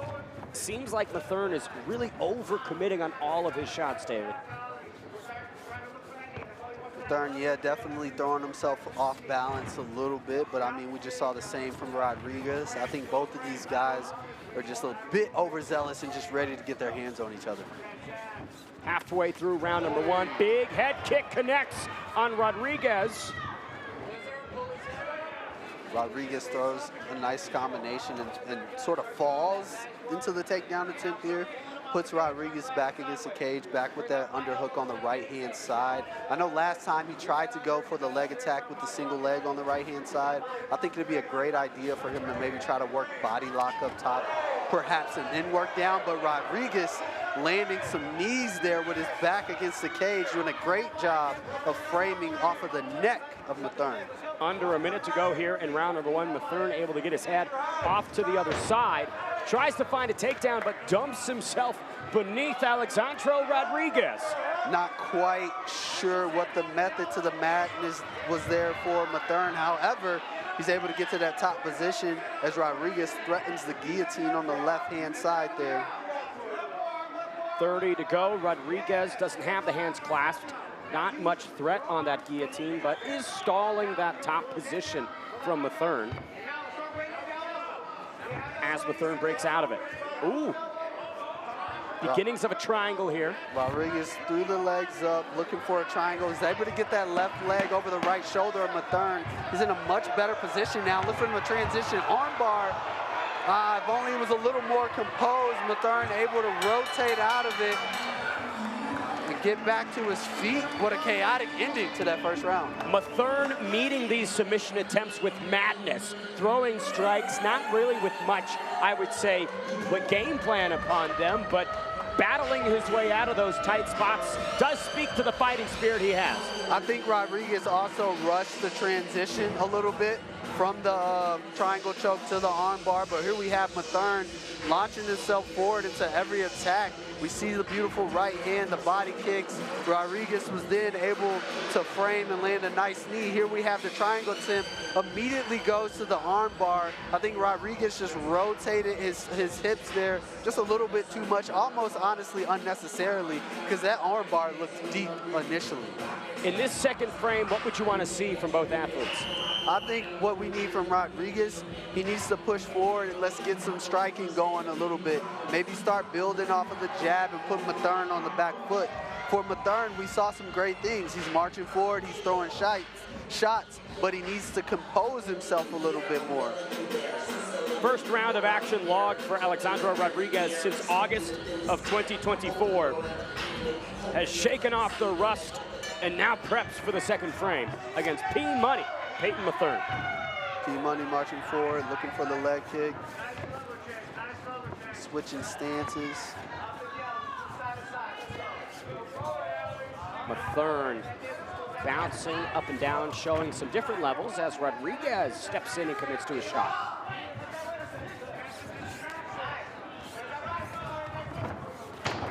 I like this movement from Matherne, but again, that wildness on the entry is costing his ability to find some success and impact. Yeah, I think if he was a little bit more efficient with his movement, he'd find himself in much better spots here during this takedown attempts, and it wouldn't be such a fight to get to the takedown as he wants. Matherne dumps Rodriguez down. Alexandro Rodriguez displayed some submission proficiency in the first frame. I expect the second to continue that. That's definitely something we have to take note of, is Rodriguez is a threat off of his back. Right now, looking for him to step over with that right leg, perhaps punch his right foot into the left hook of Matherne and try to come out the back, or push his left foot off of the hip, as we see here, of Matherne, and maybe try to go inverted triangle here. Matherne put himself into this position, but now Rodriguez making the most of it. Looks like that could be tight, David. Great position, setting up the triangle by Rodriguez. I mean, we're talking about masterful skill level grappling by Rodriguez, which paid off for him. P-Money dared to play in the trenches with Alexandro Rodriguez and finds himself bankrupt and torched by the grappling success of Rodriguez. His first victory since September 2023 comes by way of submission. His first finish in his amateur MMA career. I'll tell you what, I don't know what his belt level is for jiu-jitsu, but that performance deserves a promotion. As he sets up the triangle here, left foot over the shoulder there, Matherne, and then isolates the armbar. Textbook by Rodriguez. We just saw a fight with Fabian Edwards and Costello Van Steenis where Fabian was having such success on the feet, chose to grapple time and time again, found himself on the short end of some elbows and defeated. Kind of felt like there was a similar story here where the success on the feet was all on Peyton Mathern's side, but he just continued to want to grapple. Continued to want to grapple, and I was definitely surprised after Rodriguez threatened him that first round. He was like, hey, I'm going to commit to the bit here, and it didn't work out for him. Sometimes sticking to the game plan maybe isn't the most advised strategy when another path to victory opens up. Either way, a great stoppage for Rodriguez. To make it official, we send it to Andrew Park. Ladies and gentlemen, referee Aaron Olivares calls a stop to this contest at 1:28 of the second round, with the winner by way of armbar and triangle choke, Alexandro Rodriguez. A 2-year layoff gets washed away with a fantastic second round submission of P-Money. All of the withdrawals coming on the canvas for Alexandro Rodriguez. I mean, very impressive performance by Rodriguez. Early on, you know, it looked like it wasn't going his way as P-Money put on the pressure in the striking department. However, he was able to make the necessary adjustments. We saw once they took it to the ground, he was a threat. And then once they got back to the ground, he was even more of a threat and gets the finish. Here we have Matherne marching forward with his striking here, constantly getting Rodriguez back against the cage. That looked like that was going to be the rest of the fight. However, once Rodriguez got to the ground, he was a shark, was able to lock in that triangle, transition to an arm bar, gets the finish and the nod here tonight. Our second to last prelim up next in the middleweight division to bring out the Gladiators. It's Andrew Park. Ready to make his way inside the cage, Roberto Valenzuela.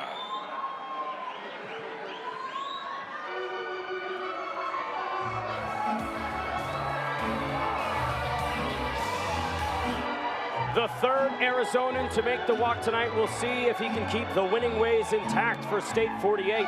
Roberto Valenzuela seeks the first victory of his amateur MMA career. Cornered tonight by RJ Mendoza, Josh Rios, and Eddie Gonzalez. RJ Mendoza found a TKO in our second bout of the evening. We'll see if Valenzuela can follow suit, David. Man, tonight has been a night of firsts. We've seen a lot of people come into the APFC cage tonight winless and walk out with some of the more dominant and prominent victories in their career, and perhaps Roberto Valenzuela will continue that theme here tonight. More amateur Muay Thai experience than MMA. 4 straight amateur Muay Thai appearances populate his record from April of 2025 to October of 2025. At the end of the year, got into mixed martial arts in his APFC debut at APFC 21. Second round doctor stoppage opposite Jacob Snoeyink. Not the way that he wanted to kick off the MMA career. The second bout didn't go his way either, but third time could be the charm for Roberto Valenzuela.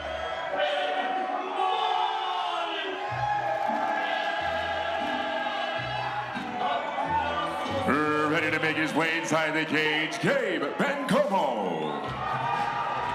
Gabe Bencomo with a big debut at APFC 21 found a overhand right stoppage of Isaiah Zamora just 64 seconds into the fight. Brings the flair, brings the fun. The guy is clearly having a good time in there. Bencomo, a barber, I believe, last time we saw him here in the APFC cage, was able to get a nice walk-off knockout that lit the place up. Let's see if he can repeat history here tonight. Bencomo cornered by Freddie Sandoval, Jose Barraza, and Noah Archibek. The barber fighting out of Sandoval Fighting Systems, a pretty well-respected stable this side of the Mississippi. Yeah, for sure, and I mean, he is definitely a testament to what they have here. I think what he brings to the table, though, too, is just the energy. He's definitely one of those guys that has that it factor, as they say. He steps into the cage, you can hear the crowd behind him, you can hear the music going. The people are anticipating a stellar performance by Bencomo here tonight. You know, we talked briefly in our open for the APFC YouTube prelims about putting on the Nikes and just doing it. Bencomo had the Nikes on, sort of struggled to take them off. Had the Nikes on, went out there, lined his opponent up with the no-look walk-off knockout. Man, I don't think it gets much better than that. How is he gonna top his last performance tonight? And you get a nice look at the left arm here. You can see the wrestling tattoo populating the outside of the right bicep. Didn't see much of that in his first fight, but I anticipate that we will be privy to all of the levels of the barber tonight here, David. We will F around and find out then as Bencomo steps into the APFC cage. Has the 1980s tattoo on the right arm. We'll see if the barber can be the slasher here in his pursuit to find his second straight APFC victory. Let's take it to a tail of the tape for our middleweight contest between Roberto Valenzuela and Gabe Bencomo. Bencomo 3-4 overall. Valenzuela seeks to find his first victory. 2 years between them, with Albuquerque's own being the elder, but he will be giving up 1 inch in height to the Arizonian. Both came in at that APFC middleweight limit. This tail of the tape brought to you by Combat Corner.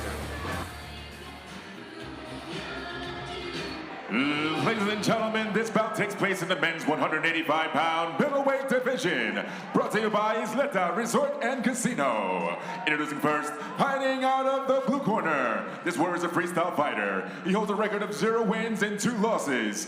He stands at 5 feet 11 inches tall, weighing in 182.8 pounds. Fighting out of Globe, Arizona. Help me welcome Roberto El Güero Valenzuela.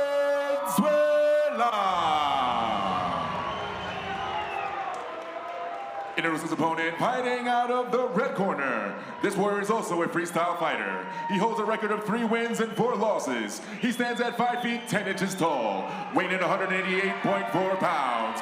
Fighting out of Albuquerque, New Mexico. Help me welcome Gabe, the Barber Bencomo.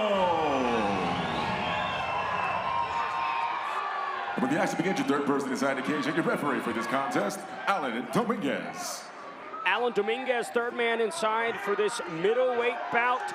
You'd think that the barber, Gabe Bencomo, is one half of our main event, given the reception he got here in the Solaita Resort and Casino, David.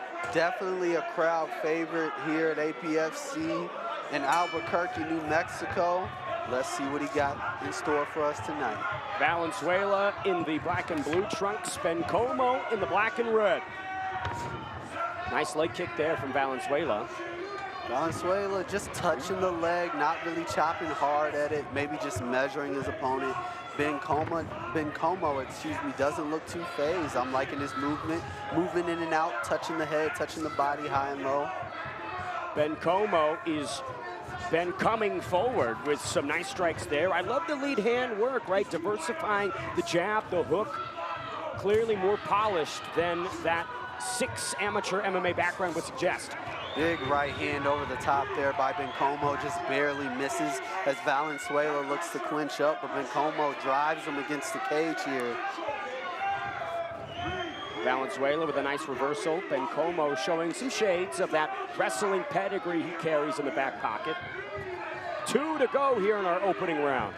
Both of these guys fighting for underhooks as we're in that 50-50 over-under position on both sides. Let's see who's going to make it work best for them. Valenzuela's in a good spot here, driving Bencomo against the cage, just letting him carry his weight, landed some body shots to the body of Bencomo. And a lot of impact on Bencomo when those Valenzuela hooks get through, David. A lot of impact, but a lot of cushion, though, maybe perhaps for Bencomo. I don't know how much those shots are affecting him there. It could be a defensive layer that these middleweights just simply cannot penetrate through. A little Kung Fu Panda action there.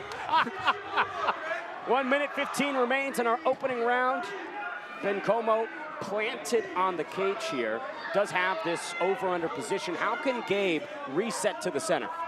I mean, right now what he has to do is, one, get his back off the cage. How are we going to do that? Push forward towards Valenzuela, use his hips to push off of the cage, create the space. He has the overhooks. We want to try to get an underhook on at least one side, drive towards that position. Right now, Valenzuela's doing a great job with the left underhook on the left-hand side and throwing the right hand to the body and up top. And we have a bit of a phone booth fight here tonight, man. 40 to go as we reset to the center. Valenzuela introduces the toes to the midsection of Bencomo, but the barber finally has some space. Both of these guys seem comfortable working on the outside. Valenzuela was able to get some nice dirty boxing on the inside. If I'm him, that's where I'm going back to, trying to get Bencomo. Bencomo's back against the cage, but a sneaky right hand lands on the jawline of Bencomo. Bencomo ate that like breakfast. Now he shoots in at range for a takedown, gets Valenzuela up against the cage. Not much substance on it, but does ride it out to the end of our first round. Competitive first round on both ends. Razor sharp to judge. I'm not quite sure who got the edge. If I had to go either way, I'd probably go Valenzuela. Some of the pocket work he did and the clinch work that he did on the body of Bencomo, I think that's going to add up for him. Here we have Bencomo looking for that big right hand, wasn't quite able to land it. Valenzuela turned the tables there, got Bencomo's back against the cage. Big left head kick there by Bencomo, and short, sneaky right hand of Valenzuela.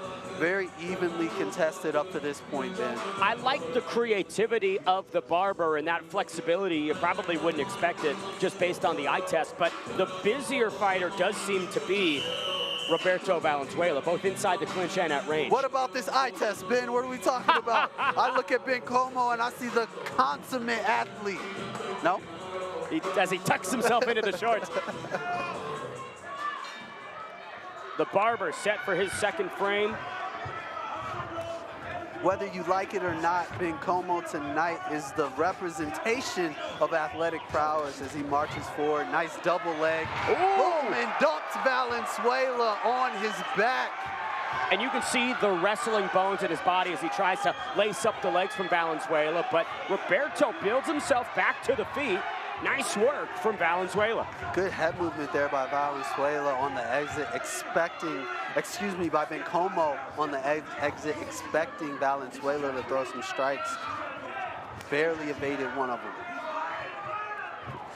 Valenzuela with that, anticipated Muay Thai base that he resorts to. Nice straight right hand by Valenzuela, comes right down the middle, knocks Bencomo back a little bit, but Bencomo, he marches back into this fight looking for a big shot of his own. Looks like Bencomo is really dipping his head after these strikes with the hands. Yeah, he has a very traditional boxing style with his hand striking. You see him dip the head low as he jabs high. I mean, you got to be careful about that with MMA, with the knees and potential kicks, particularly with the Muay Thai style of Valenzuela's. Midway point of round number 2, Bencomo trying to work on the grappling Valenzuela with a big reversal. You can see across the back, he's got the last name tattooed, Valenzuela, near the base of the neck. David Evans, you got your last name tattooed on your back? No, but I guess in case you forgot, it's right there for you, Valenzuela. Maybe I need to go see a tattoo guy or something there, Ben. I've got your last name tattooed on my back, David, in case you forget. Hey, Ben, that's a little tropical popsicle action going on there. I don't know about that. Final minute, 10 seconds here in the second frame. Another chopping right hand to the body from Valenzuela. Bencomo snaps him down. Bencomo did a great job isolating that front headlock, snapped Valenzuela down, putting the pressure and the weight on his hand, hit the corner. Now he's in a great back take position here. Let's see where he built off. 45. Valenzuela grabbing the cage. Sorry about that, Ben. No worries. Dominguez, our referee, slaps it away. Bencomo was able to get Valenzuela down, but seemed to almost glide over the back and let go of the most advantageous position there. Interesting move from him. Hey, if it ain't broke, don't fix it. I think Bencomo's in a great spot right now, just driving Valenzuela against the cage. He has to build off this, though. I mean, we can't just hang out here. I think looking from a judge's perspective, okay, are you winning? You're on the offenses. You got your partner against the cage or whatever. But we want to do damage. We need a dominant victory. We can't just glide to a victory here in this second round. Big knee from Bencomo to close out the second frame. A lot of control time accumulating for the Barber, but I will say it did feel like Valenzuela was still the busier fighter in that second round of action. Definitely a hard one to judge. Valenzuela definitely busier, but I think Bencomo was more efficient. Dominated the positions more, dominated the grappling a little bit more. I'd give him the slight edge here in the second round. Could be tied 1 apiece. You can look at the cornering of Gabe Bencomo. Look at how fired up his crew is getting, rallying this New Mexican crowd for one of their own. Definitely a lot of theatrics in the corner there of Team Bencomo. Not quite sure what the technical advice is looking like right there, but I guess we are about to find out here in a mere 10 seconds as the crowd is exploding with excitement, anticipating this final round. Huge credit to Team Bencomo for rallying the troops here and has led a nice display of respect between Gabe Bencomo and Roberto Valenzuela. Final 3 minutes of action in our second to last prelim of the evening. Bencomo marching forward. I'm liking the movement. I'm liking the posture that I'm seeing from him so far. Valenzuela looks a little more concentrated, perhaps looking for that big shot as he kind of sits back on the back foot here. Or possibly concerned against the grappling, right? Not trying to get controlled against the cage. I will say the 2 punches I've seen Valenzuela throw looked a little labored. You know, I don't know what his conditioning is looking like after the last grappling stance of that last round. Another big left high kick partially bleeds through on Valenzuela. I will say I like what Valenzuela's doing with the leg kicks in the first minute of this third round. Just sitting back trying to chop away at Bencomo, perhaps anticipating like turning up the heat in the later parts of the round, keeping Bencomo from moving, affecting his lateral movement. The issue with this amateur format, though, is the midway point of the round is right now, it's short time, you gotta go. Yeah, it's a very chaotic pace to fight at. Valenzuela pushing and charging Bencomo across the cage. Nice inside elbow from the Barber. That was very creative and effective by Bencomo. I would have liked to see him use that to maybe pivot his back off of the cage during that exchange. However, he's comfortable kind of hanging in that Muay Thai clinch and marching forward. I think Valenzuela is looking a bit tired here, man. A laceration in between the eyes of Roberto Valenzuela. A lot of labored breathing as Albuquerque's own charges in on another takedown effort. When you think about optics in a close fight like this, having that cut on the face of Valenzuela, if you're him, you gotta think, I gotta turn it up a little bit. This is a close fight. I have to prove that I'm the more dominant. And speaking of dominant, we have Bencomo with the nice double leg takedown, lands into the guard of Valenzuela. Valenzuela leaking like a faucet here. 45 to go, Bencomo on top. Some ground and pound would be certainly great to see to solidify this round. If you're Bencomo, you got 35 seconds left to work. You need to posture up, land some ground and pound. It doesn't have to be hard, it just has to look good. We've seen a fight end earlier in the night simply because of the optics of the ground and pound and not necessarily the damage. When you're trying to sway the judges in a sport where the judging is so critical, like such as MMA, you gotta try to get every inch you can. A seemingly inconspicuous cut on Valenzuela has led to a mountain of blood as Bencomo opens up with the shoulder strikes and the ground and pound. The Barber shaving Valenzuela's unibrow here in the third frame to, in all likelihood, solidify the victory and even out his record at 4-4 overall. It just came down to who wanted it more. And it felt like Gabe Bencomo had an extra dimension in cardio and urgency in those final 3 minutes that Roberto Valenzuela could not unlock, David. When it came down to the wire, Bencomo stepped up and rose to the occasion, and he pushed himself to another level here tonight. And we'll see if it was enough to give him the nod from the judges' perspective.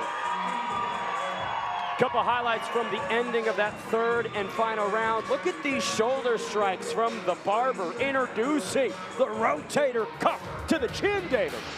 Definitely creative, man. Just fighting anywhere and everywhere he possibly could to edge this victory out tonight. And you got to think, fighting at home in your backyard is going to summon a better performance, a more motivated performance. You're tempted by all of the fans here in Isleta to put on as much of a masterclass as you can. Bencomo's crew is still trying to rally up the crowd. Here we have, as the crowd is waiting in anticipation for the decision, the verdict, so to speak, from the judge here tonight. Gabe Bencomo's victories, 2 first-round stoppages. If he does get the nod, it'll be the first time he's victorious on the scorecard, showing that he's adding the levels, becoming a better martial artist. Any minute now, these fighters' futures are gonna change for the better. We'll find out who's gonna end up on the better side of this one here tonight. Here's a look at our Isleta Resort and Casino fans, as vocal as they can be during Albuquerque's own, the Barber Gabe Bencomo. But we await to find out if he is victorious. For the official decision, it's Andrew Park. Ladies and gentlemen, after 3 3-minute rounds, we go to the judges' scorecard for our winner. With your winner by unanimous decision of 29-28, Gabe the Barber Bencomo. Gabe Bencomo, your winner by split decision. 1 judge saw it towards Valenzuela, 2 gave it to the Barber. Unbeaten here inside APFC, much to the pleasure of the Isleta Resort and Casino. Fans here going crazy for Bencomo here tonight. He brought the energy from start all the way to finish. Let's get into the start.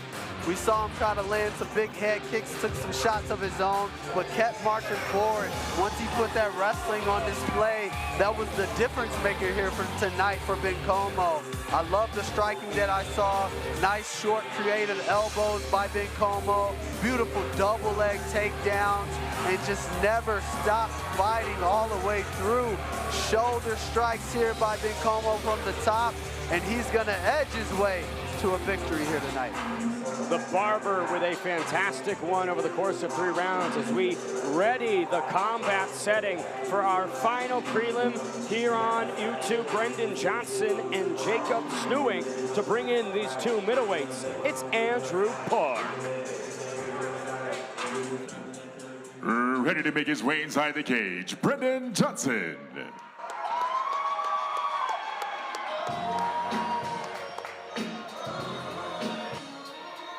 Taking the shirt off on the way to the cage, it's Shiesty Brendan Johnson, Albuquerque's own, the 6'4" middleweight, just turned 20 years young, but assures us that his time inside the mixed martial arts realm will be at least double his age, David. Brendan Johnson, a young up-and-coming hometown prospect from Jackson Wink, with none other than John Dotson in his corner, and the APFC champ in Jalen Fuller. That just kind of tells you the type of rub this guy is getting at a very young age at this stage in his career. I love the confidence. We talked to him yesterday. He said he was going to give us something to watch, much like the namesake Anthony Pettis. Hint, hint. He said he had a certain technique that he could pull off tonight. Is looking forward to doing it. Dominated the APFC debut. We'll see if the success continues here tonight. Ready to make his way inside the cage, Jacob Snoeyink. Another man who blew apart the saloon doors of his debut at APFC 21 over Roberto Valenzuela. Jacob Snoeyink out of Fight Factory. Cornered tonight by Mike Winklejohn, Joe Cruz, and Bart Lujan. Whenever you see that Jackson Wink name attached to a product, you know the level that they are at. Jacob Snoeyink, man, this guy is as intense as they come. We know what he's capable of. We've seen him here before, but as he steps into the cage with almost a menacing demeanor, you can tell he's one of those guys that looks for violence. And stopping a guy like Roberto Valenzuela, who was so tough opposite the barber, Gabe Bencomo, it shows just what he can do, both with the hands and the feet. This is going to be an exciting one here to watch tonight. We got two young, up-and-coming prospects looking to put an asterisk on their name. They want to stand out from the rest of the crowd. Let's see who's going to do it tonight. His second APFC appearance. Here he is, Jacob Snoeyink. Let's take a look at the tail of the tape for our featured amateur prelim here tonight in the middleweight division.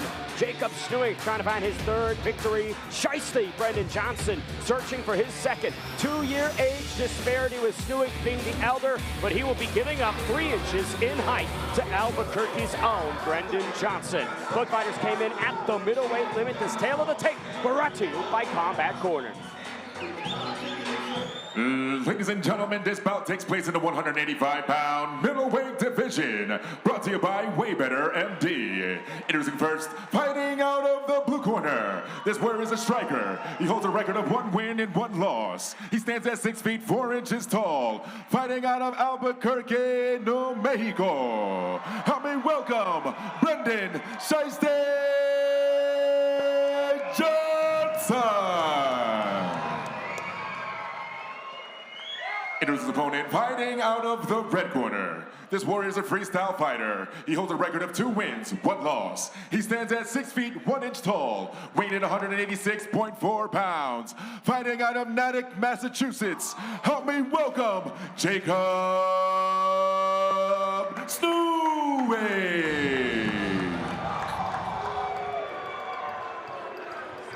And when the action begins, your third person inside the cage and your referee for this contest, Joe Coca. Third man inside for this middleweight showdown is Joe Coca. Love Joe Coca's officiating. Every time we cut to him, it looks like he's going through a midlife crisis, David. This man is on top of it and as focused as they come. Maybe a little stressed out too. The best in the business. Joe Coca gets us set for round number 1 of 3. Shiesty Johnson eats a right hand off the rib.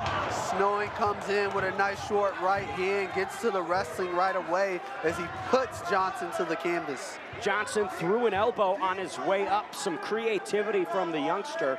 Snoeyink already with the assault early, gluing himself to the taller fighter. Snoeyink seems to have the strength advantage right away in this fight as he's able to pick Johnson up and just march him to the cage. Shiesty Johnson's going for it in front of Dustin Poirier. The jumping guillotine. It looks tight. However, Snoeyink is going to be able to just barely get out of that here tonight. And look at Johnson already going to the next move, threatening that triangle, transitioning to an arm bar. However, Snoeyink is powering through it with the ground and pound. Johnson might be in trouble here. Snoeyink with some effective shots. Like a spider, Shiesty Johnson using all the appendages, but this top pressure from Snoeyink could prove to be too much, David. Snoeyink is relentless with the ground and pound here. Nice hip pressure, keeping Johnson pinned down. And even when he gets to his feet, pinning him against the cage, not really giving Johnson an ounce of breath here to work. Shiesty Johnson outside the cage studying management information systems. So smart between the ears, but all these shots might be taken away as IQ points as Joe Coca takes a close look at it. And that is it! Snoeyink gets Johnson out of there in 1. Coca had no choice but to put an end to this one as Snoeyink hopped on Johnson. It was relentless from start to finish here, man. I mean, Wow. Jacob Snoeyink framed Johnson up against the cage and froze Shiesty with some picture-perfect ground and pound shots. The selective striking that one would expect from a Jackson Wink MMA product. And look at that, completely unblemished. Here's a look at that finishing sequence. Brendan Johnson trying to build up a base here, but Snoeyink just had him locked down opposite the cage and kept introducing the left hand to the temple until Joe Coca had seen enough and decided to stop it. Gutsy effort from that 20-year-old who pulled a nasty guillotine, nearly had it, but the intuition from Jacob Snoeyink proved to be too much and locks in his third amateur mixed martial arts win.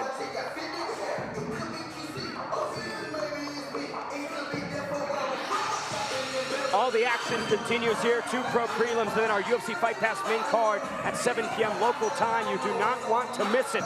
To make that stoppage official, we send it inside to Andrew Park. Ladies and gentlemen, referee Joe Coca called a stop to this contest at 1 minute and 33 seconds of the very first round. With your winner by TKO, Jacob Snoeyink. Jacob Snoeyink with a flawless performance here, finding the TKO over Shiesty Johnson. Now he speaks with David Evans. I'm here with your winner, a very impressive victory by Jacob Snoeyink.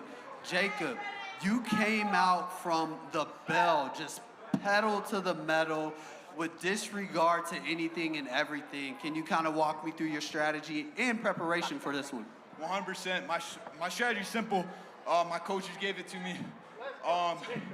And my last fight, I wasn't happy with the way I started. I was too tentative, so I wanted to come forward and put the pressure on him early. That's really all there is to it. Definitely wasted no time. Coming into this, what were you expecting from Johnson from a technical perspective? What were you expecting having to deal and work with? I was expecting some good striking, some good kicks from guys I know who've trained with him, and so I tried to shut that down with the forward pressure. Still young in your career. We like having you here in the APFC. You always are a part of exciting fights. Are there any names or anything that you see could be next for you? No names, nothing to think of, but anybody, anywhere, anytime, I'm ready. Anybody, anywhere, anytime. Ladies and gentlemen, your winner, Jacob Snoeyink. Jacob Snoeyink getting it done with ease, not even a scratch on the face after a dissection of Shiesty Brendan Johnson. Johnson came in ranked 12th in the amateur middleweight division here in New Mexico. I anticipate Jacob Snoeyink to supplant him from that record. It all started because of this takedown. The grappling success of Snoeyink led to some tight submissions from Shiesty, but that ground and pound was the difference maker, David. Man, Jacob Snoeyink was relentless in his pursuit to violence here tonight against Brendan Johnson. Gave this guy no room to breathe. The second he got his hands on him, he wanted to put an end to this fight, and he walks out of the cage doing just that, man. Snoeyink looks like what you would imagine a crossbreeding between a human and a polar bear could be. That guy's muscles are just ridiculous. His muscles allowed him to maul Johnson here tonight, and there was no sparing of blood as he walks out of here with a victory, man. I'm excited to see him here in the APFC cage. Ladies and gentlemen, we'll be taking a quick intermission. Please make sure you visit the concessions. Please make sure you visit the APFC official license gear in the back where the entrance is. Ladies and gentlemen, we'll be back at 6:10. A quick intermission till 6:10. See you then. You were a little stressed out. I said a little stressed out. It's all good.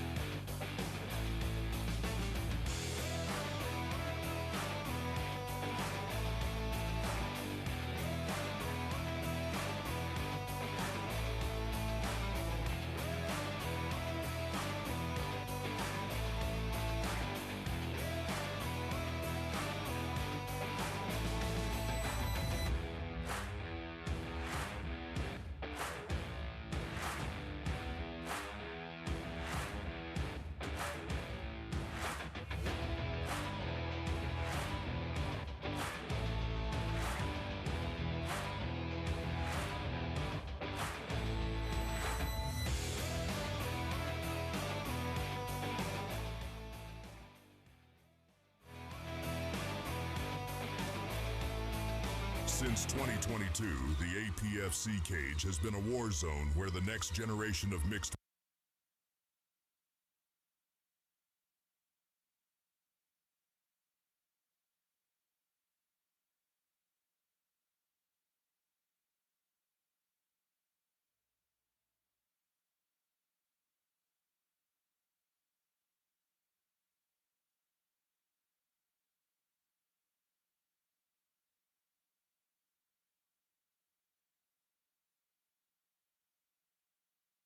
Since 2022, the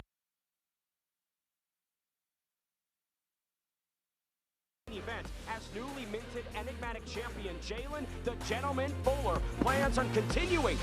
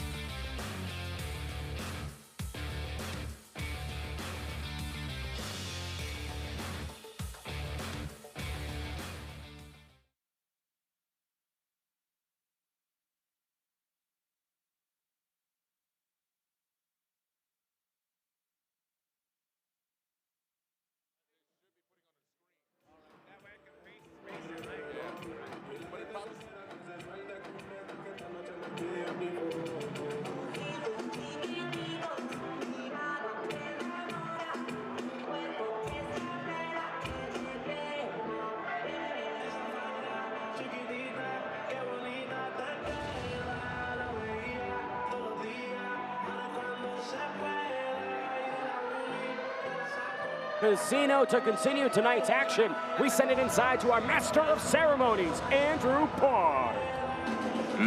Ladies and gentlemen, please rise out of your seats and remove your caps as we honor our country with our singer, Al Hurricane Jr., to sing our national anthem.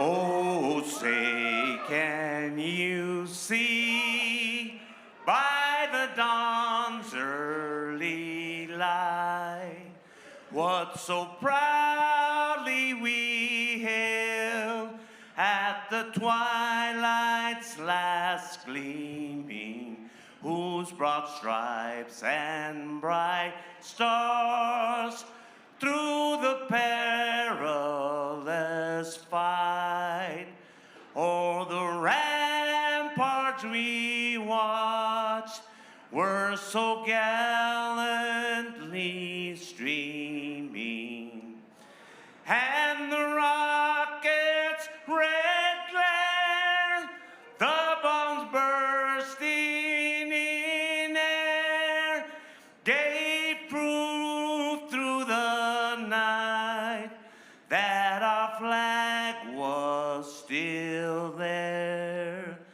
Oh, say does that star-spangled banner yet wave o'er the land of the free and the home of the brave? Ladies and gentlemen, give it one more time for Al Hurricane Jr.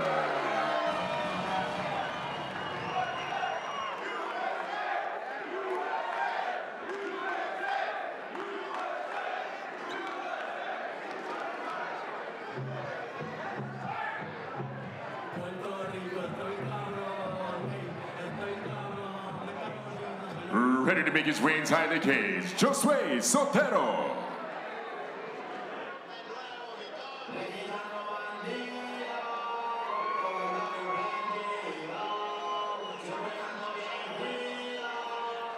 "23 years young, unbeaten at 3-0 in his amateur MMA campaign. Fort Wayne's Josue Sotero storms into Albuquerque, New Mexico, looking to keep his perfection intact. Josue Sotero, perfect up to this point and as intense as they could be. Very few words in the interviews yesterday, just ready to go out there and get to work. Cornered tonight by UFC veteran Ryan McDonald and Mike Lee, El Chupacabra has a pretty decorated stable behind him. David, how much does that add to this fight for him? It always adds to your confidence. It always adds to your performance when you're not only confident within yourself, but the abilities of the people and the team that's backing you. I know he's going to go into the cage completely confident in his ability to walk out with a W here tonight. This will be his 4th APFC appearance, fought at APFC 3, at APFC 5, and APFC 11. The difference, though, all of those were in his decorated amateur career. First time he's appeared in this promotion as a pro. El Chupacabra, Josue Sotero, is back. Ready to make his way inside the cage, Griego.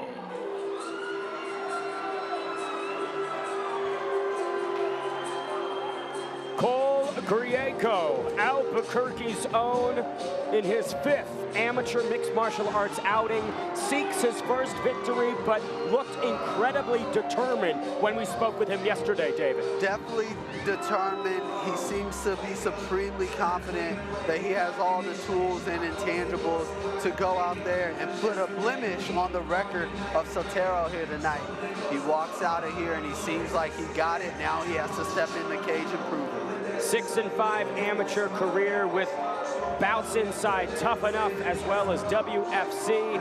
So some real high-level experience as well as being from that Jackson Wink MMA crew. Definitely a great team, as you see, you know, in this corner. He has, I mean, the famous coach, Frank Lester, former John Jones striking coach. Definitely someone that gives you a boost of confidence having in your corner as you step into the cage. As well as top featherweight Steve Garcia. Garcia has a showdown with Diego Lopez at the UFC White House. Before that, though, he's cornering Cole Griego to hopefully success here tonight. A big disparity on paper, but one thing is for sure, Cole Griego is no pushover. Here he is for his APFC debut.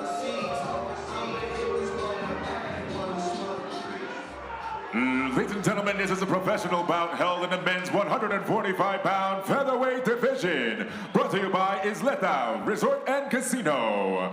Introducing first, fighting out of the blue corner. This warrior is a grappler, holding an unblemished record of 3 wins and 0 losses. He stands at 5 feet 8 inches tall, weighing 145.2 pounds. Fighting out of Fort Wayne, Indiana. Help me welcome Josue El Chupacabra Sotero.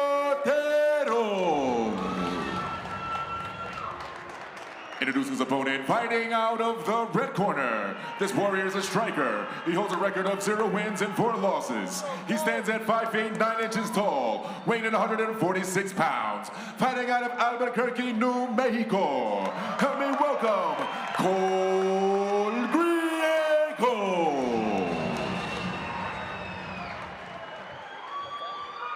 And with the action begins, your third person inside the cage and your referee for this contest, Aaron Oliveras.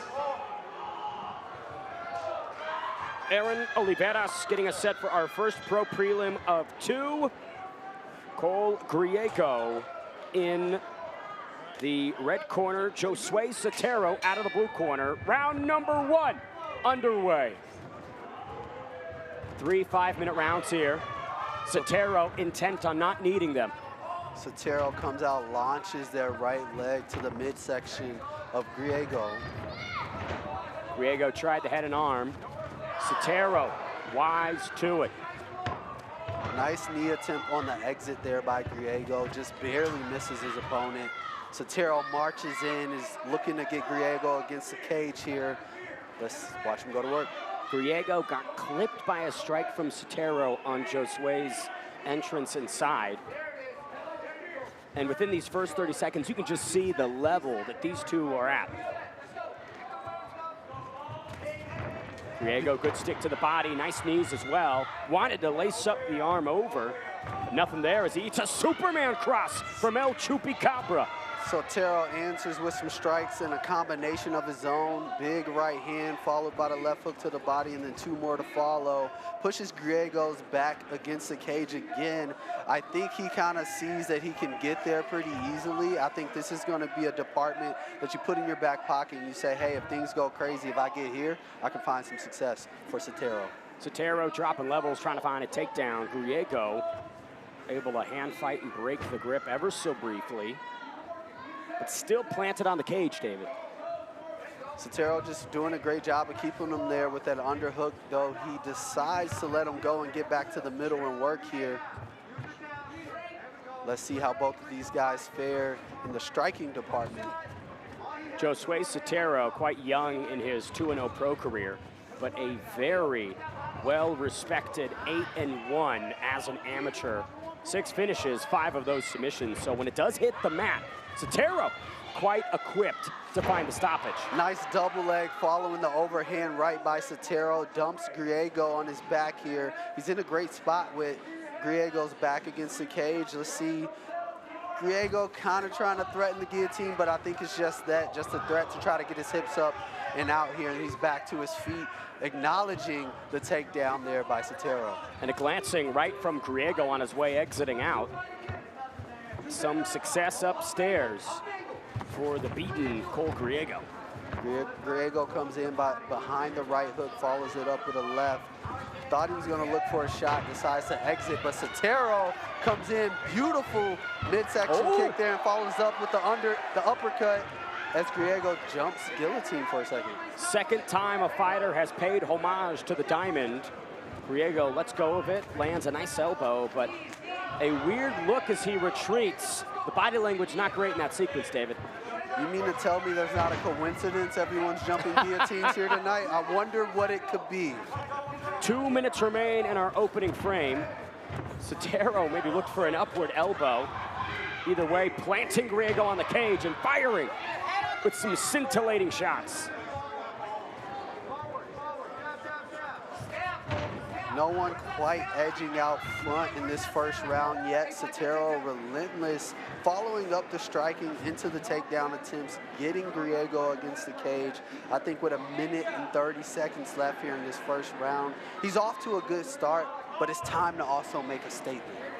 I asked Cole Griego at our broadcast interview yesterday if he believed Josue Sotero might be underestimating him, and he said, look, if Josue is only looking at the paper and believes that, he's going to be in for quite the rude awakening. So far, tit for tat, a very competitive first round as Sotero goes for a spinning kick. Griego still relaxed up to this point in the fight.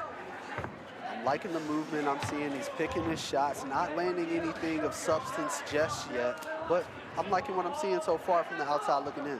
Some dedicated body work from Cole Griego as well in his first frame. I enjoy the process of investing downstairs.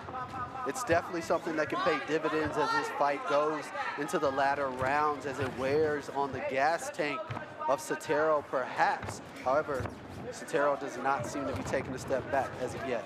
Nice combination by Sotero, following it up with the roundhouse up top. Griego escapes and goes to the center. Another right to the body, rips up to the ribs.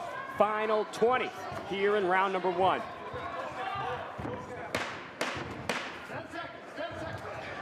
Griego controlling the center towards the latter part of this round. Griego with some wild hooks.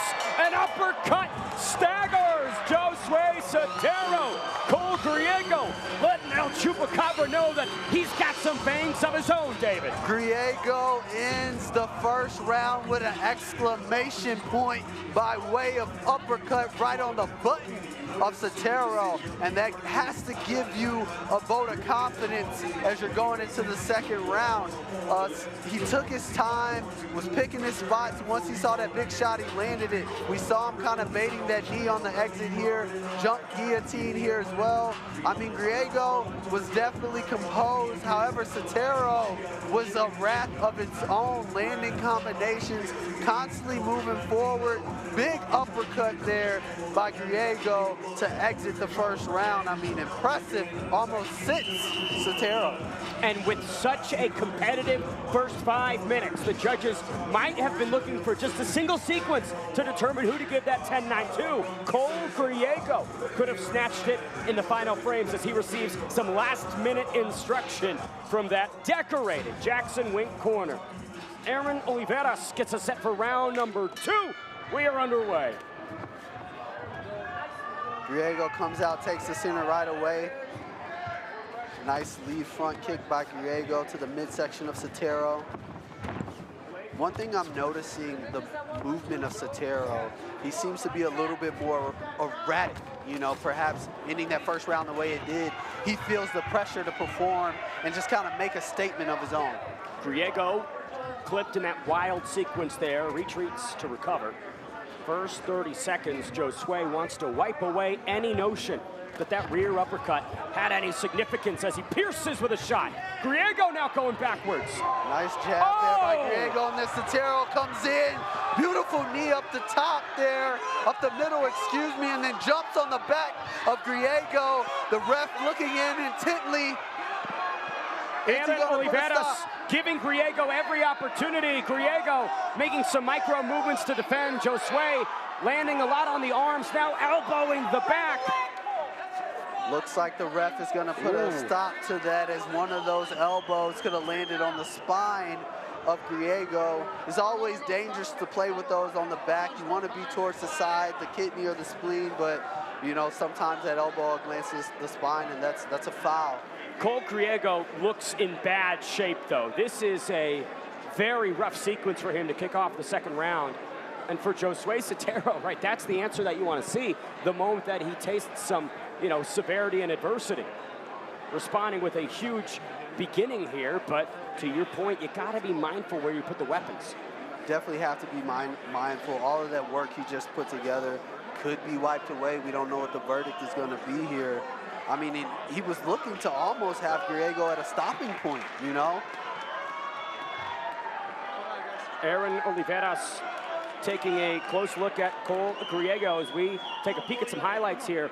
Really effective ground and pound, but just wasn't mindful of where he was landing that right elbow. You almost would want to think that just continuing to pepper with the left hand would have prompted that referee intervention for a TKO, but you know, I like elbows, but sometimes maybe it's not best to go do that. I love elbows, and I'm going to argue that I think it's always good to go with them. You just got to know how to use them and definitely where to place them in that position when your opponent's back is facing you. I think Sotero definitely got ahead of himself just a little bit. I think you were right, Ben. He probably would have been better off just peppering shots to the head, to the body.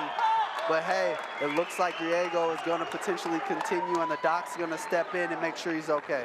Bringing in the ringside position, Cole Griego, again with the veteran corner, and has the experience in his own right, taking time, soaking up this moment, understanding that, okay, I need to recover as much as possible. I need to maybe extend and stretch this. I'm sure that maybe he was fine right from when it was paused, but there is such crucial intelligence in absorbing every moment that you can, David.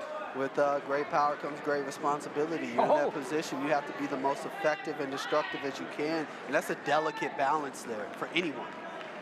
I miss Uncle Ben, David, I'll tell you what. Oh, man. That guy was the GOAT. Ringside position exits the cage, and we will resume. Cole Griego now battling uphill from the illegal weaponry. Aaron Oliveras having a stern conversation with Josue Sotero. Young man, you gotta watch where you swing those swords. I would say Sotero escaped that with just a blemish. This fight could have been over. The ref could have took a point. However, we still have a fight on our hands. And Griego might still be a little bit hurt as he partially eats that big head kick. And again, nice takedown attempt. However, Griego leaves his head up, and Sotero snatches it up, threatening the guillotine, but no, Griego's going to be able to power through that. Lands in a great position here with Sotero's back against the cage. Perhaps look for him to isolate some hands, throw some ground and pound. Throws a proper elbow there from the top of Griego. Sotero catches it, tries to limit the posture here, and I'll tell you, David, while I lack any tattoos myself, the ink that Cole Griego has, it's earning him style points in my book. Style points indeed. However, he needs a few here on top, because right before that break, it looked like the fight could have been over. We're looking at Sotero baiting the arm bars. He switches his hips out, then looks to go to triangle. So we're looking at a busy Sotero from the bottom here. Griego cannot rest. Griego trying to find his moments to explode with some ground and pound.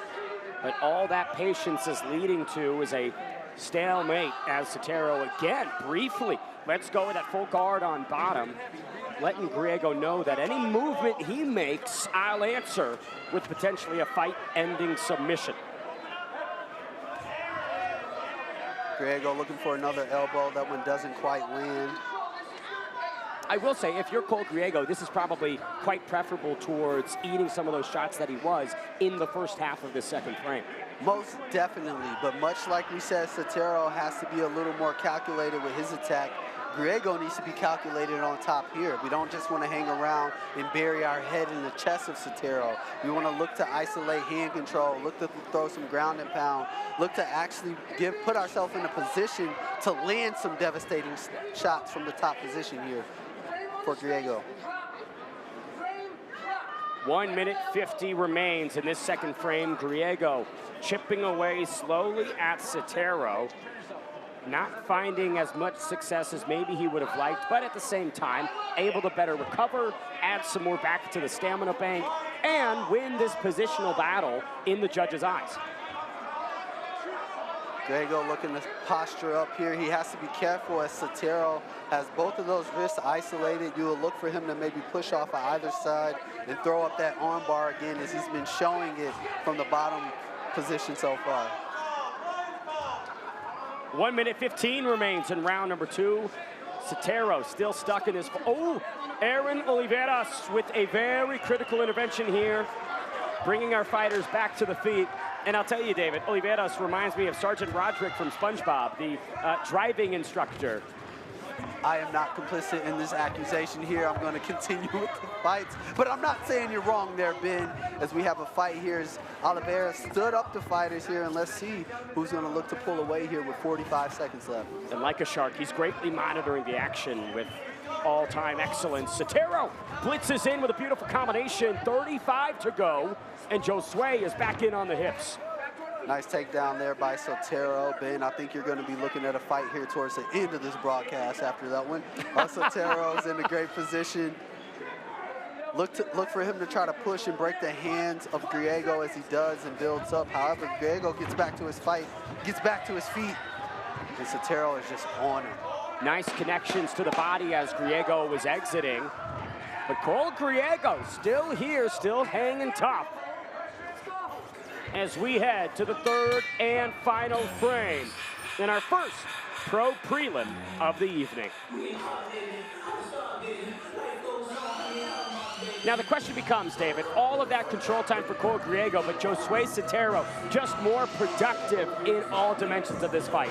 More productive, definitely doing a better job just dishing out damage through his techniques here, as we see Sotero landing on the back. Unfortunately, the elbow right on the spine. Great job by the ref putting a stop to that, but nice takedown here by Griego. Once he got that positional dominance, didn't really do much with it, and once Sotero got back to his feet, he went right to work. Final 5 minutes for Josue Sotero. What is the best strategy in this third round to keep that unbeaten streak alive? I think Sotero needs to continue to do what he's been doing. Let's not work off of our back. Be more cognizant of the takedown attempts from Griego, but stay busy. Keep throwing the hands out there. Keep throwing the feet. Keep throwing the knees, and I think he should be in a good spot here. Griego's the one. Now the onus is on him. He has to put the pedal to the metal. He has to go out there and show that, hey, I want this fight more than you do at this point. This third and final round brought to you by Isleta Resort and Casino. If you're looking for a place to stay or put your hard-earned money on the tables, no better spot than Isleta Resort and Casinos. Oh my gosh, beautiful spinning elbow by Sotero. And that might have just woken Cole Griego up or potentially put him near sleep. You could hear the crack of that elbow on the skull of Griego, and it looks like there's going to be bloodshed in result, as Sotero is in a great position here. Front headlock transitions to the back here of Griego and just lands some ground and pound. I would like to see the nose of Griego after that spinning elbow. I'm not sure there is one after that connection. Griego having a very difficult time building the base here. Sotero doing a great job of locking him down. Now mounting the back, and you can just see crimson dripping onto our UFC Fight Pass spot on the canvas. It's not an APFC if you don't see a little bit of blood here, Ben, and I mean, Sotero is giving it us in masses. The A in APFC stands for always violent, David. Always violent, always entertaining. Griego trying to roll out of it, does find some separation and gets back to the feet, but you can see the damage accumulated on the Albuquerquean. Griego hanging in there. I mean, as tough as they come, still not taking a step back. I mean, both of these guys, I believe from this 3-minute and 30-second point, this is now a war of attrition. This is no longer an MMA competition. This is a fight here, Ben. Griego with a wayward spinning effort. Didn't land anything, but did close distance as he glances with a right hand. Nice elbow by the way of Griego. Short elbow on the inside, then goes to the double leg. Sotero opts for the guillotine as Griego comes in forward. Does he have it? Not sure. Griego has done such an intelligent job of defending these submissions and putting the fight right where he wants them. Definitely shows that he has a bit of intelligence with the grit that he's displayed here. I mean, he's taken some damage, but he's always stood up. You knock him down 7 times, he gets up 8, then he's on top of you somehow, some way. I mean, I'm impressed by the relentlessness of Griego. Midway point of round number 3, Cole Griego rinsing and repeating where he was in the second frame. Now, Aaron Oliveira stood us up in that second round. Griego, David, needs to do a little bit more on top to prevent that from happening again. Yes, he has to be calculated within his ability to distribute damage from the top position. What I would like to see for him, instead of hanging and bearing his head in the chest of Sotero, we need to grab a wrist. We need to pin it to the side of Sotero, use our opposite hand to throw some strikes, maybe posture up, get to our feet, rain down punches from the top position, as it seems like he may be listening to me right here. But we need to see something. Griego trying to stack Sotero momentarily. Under 2 minutes to go. And it becomes a real interesting conversation judging-wise. In my estimation, I believe Sotero's done a good enough job to get the nod every round. But again, you think about that uppercut at the end of the first frame, you think about the control time in the second, and the potential for more damage in the third, and it becomes a difficult conversation. And let's not forget, Sotero is dangerous off of his back. As we saw him setting traps early on. I mean, I think as Griego gets more tired up front and he just leaves his hands hanging, you could see Sotero maybe try to isolate an arm, isolate the neck, throw up the triangle. I mean, he's never really out of this fight. As you see him getting those legs up high, the high guard, he's gonna be in a position to try to attempt something, if not just create space from the bottom position. Final minute of this third round. Cole Griego with a workmanlike effort on top, posturing and coming down with the elbows time and time again. Sotero trying to shake it off and indicate that he's fine. That only beckons more violence from Griego. Griego doing exactly what he needs to do now, raining down elbows, nice short shots from the top position. What he's doing, unfortunately, he's leaving his head down, though. That's kind of keeping Sotero and allowing him to keep him close to his body. Griego needs to create space in this top position, distance himself from Sotero, and rain down shots, much like that elbow he just did. And now he's going to see success. Tripling up with the right appendage as we ride to the final 10 seconds. Cole Griego commanding the midway point of this third round and riding it all the way to the judges' scorecards. When you looked at this one on paper, 0-4 versus 2-0, you might have anticipated a quick Sotero shocker, but Cole Griego, with that durability and the Jackson Wink veteran experience, was able to find so many avenues into this featherweight affair. I wouldn't be shocked here tonight if there was a little bit of controversy with this decision. It just depends on what you were looking at and how you were looking at it. I think Griego came through, he took a lot of damage, but he also had his moments. He had a lot of control time in the grappling department. Sotero did his thing, created damage on his feet, beautiful striking performance, and was always a threat from the bottom position.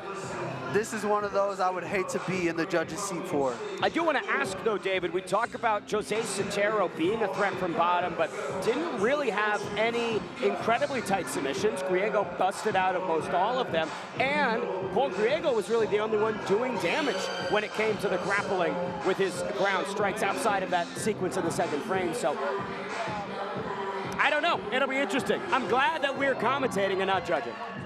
For sure. I mean, you could argue both sides of this one. Here we have the replays as we have Cole Griego doing his thing on top, just controlling Sotero, looking for that ground and pound. However, the ref steps in and stops it there.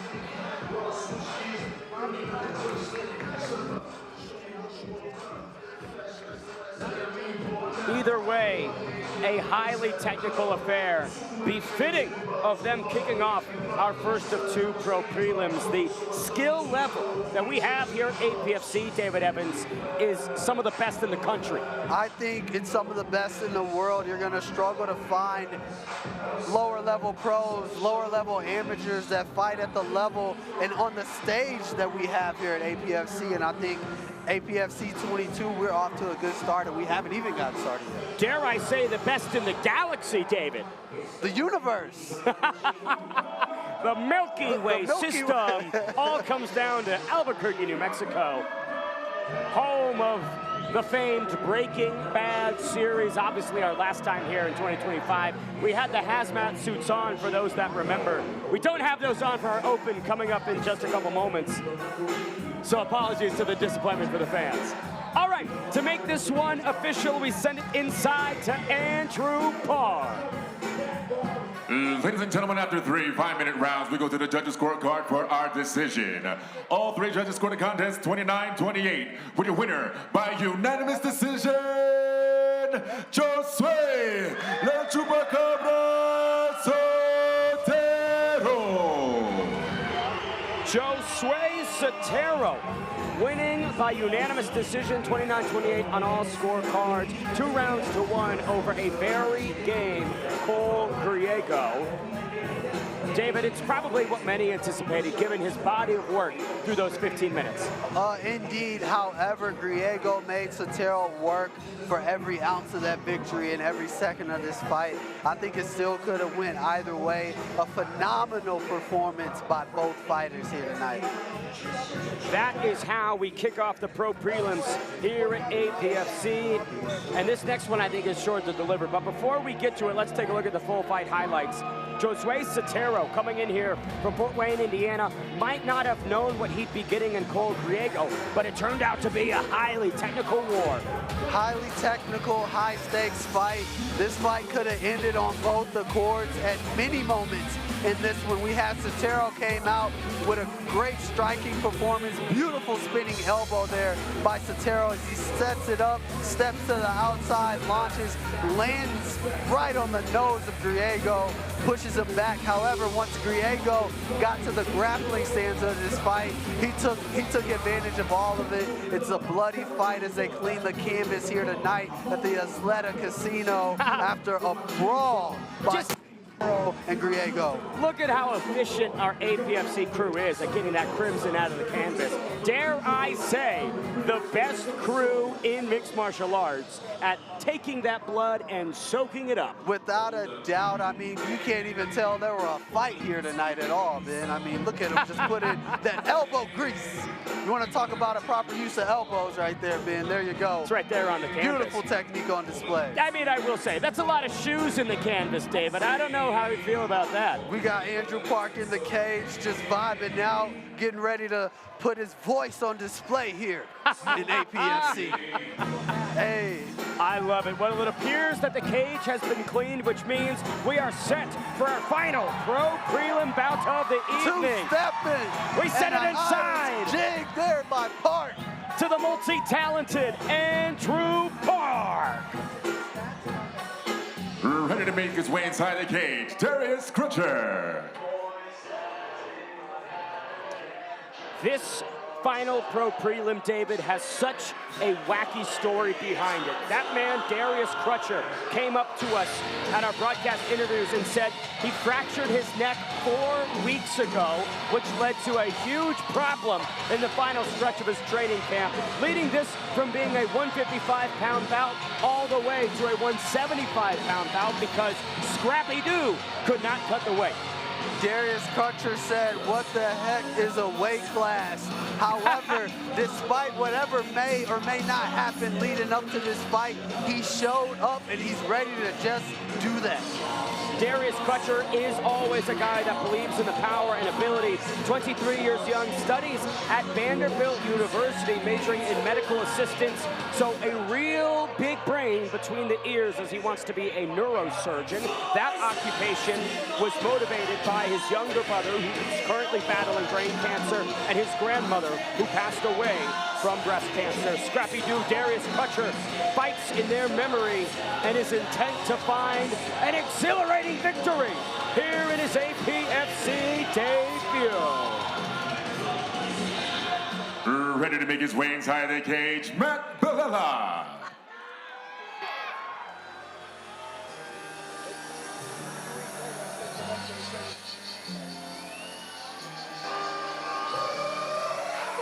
The time is now for the horror Matt Belella as he tries to kick off the pro career in karate. correct fashion. For those that remember, back in July of 2025 at APFC 18, Matt Palella's initial pro debut went sideways opposite a no contest against Ruben Gallegos. Tonight is the night where that history is rectified, David. He gets to wipe the slate clean and start fresh. And much like the song says, Matt Palella feels like his time is now. This kid has an aura and a confidence about him that, I haven't seen at this level. I hope going into the cage, he can step up to and into the shoes that he's built out for himself. Over an 8-year layoff ahead of that pro debut last year in July, but he was training that entire time as a crucial, critical core of Jackson Wink Academy's UFC stable, one of Steve Garcia's main training partners, as well as a big role in Holly Holmes camps. He's been training since he was 12 years old. A lot of shoulder surgeries as well, has battled through so much physical adversity and attrition. But this is the night where Matt Palella's dreams become a reality. The horror making it all happen here in Albuquerque, New Mexico. Isleta Resort and Casinos are his. Let's take a look at the tail of the tape for our final pro prelim of the evening in the 155-pound division. Matt Palella making the pro debut, trying to get that no contest right. And Darius Crutcher wanting to find his first victory. Palella, 7 years older and will be 4 inches taller than Scrappy Doo. Both came in at this APFC modified limit. That tail of the tape brought to you by Combat Corner.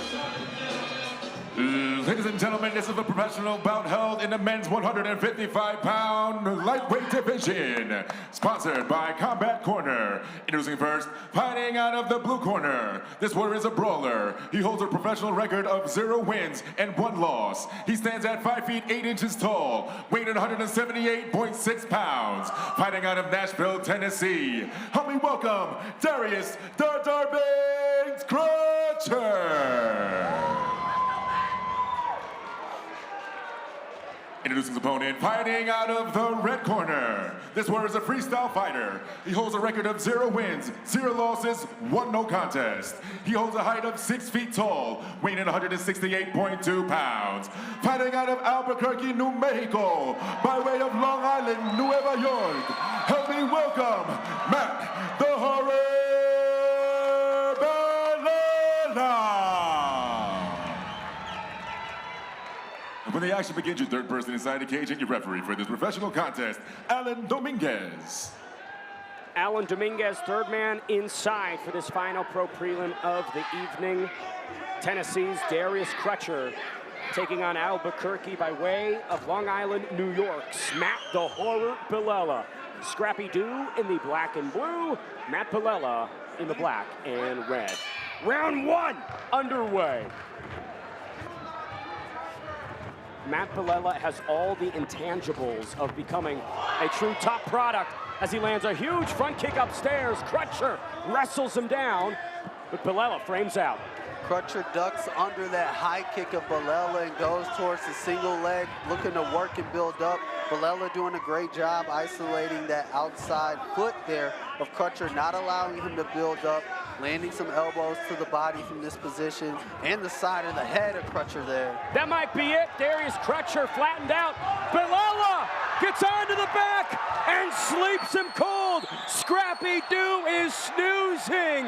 Matt the Horror Palella, a nightmare here in Albuquerque. Looks like Crutcher is still out on the canvas. You know, when we mentioned that he told us instantly that there was a fractured neck in the fight camp, I will say I kind of was curious what this would look like. Darius Crutcher tried to grapple, maybe put this fight in a spot that gave him his favor, but Matt Palella just got him out of there instantly. The no contest to Ruben Gallegos last year has haunted Matt Palella for the better part of a year. He erases that with an emphatic TKO stoppage over Darius Crutcher. perfectly placed elbows, some ground and pound, transitions to the back, and stops it with authority. Alan Dominguez with some very acrobatic moves to stop this one. Darius Crutcher does appear to be conscious, speaking with the ringside physician and our medical staff here.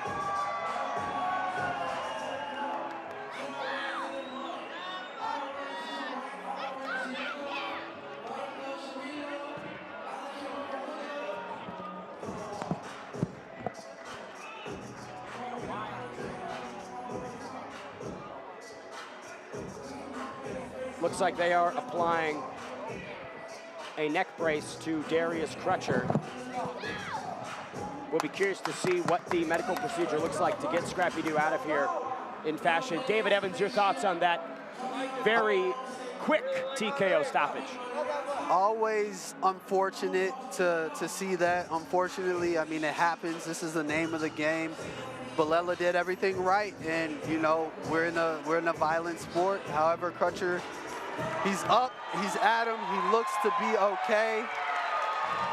I love to see that. Darius Crutcher now sitting on the stool. It did look for a moment that they were going to roll him onto that paper and lift him out of the ring. Glad that he is healthy enough to prevent that, and some great sportsmanship. Darius Crutcher and Matt Balela there. The horror showing that he's got a good soul to boot.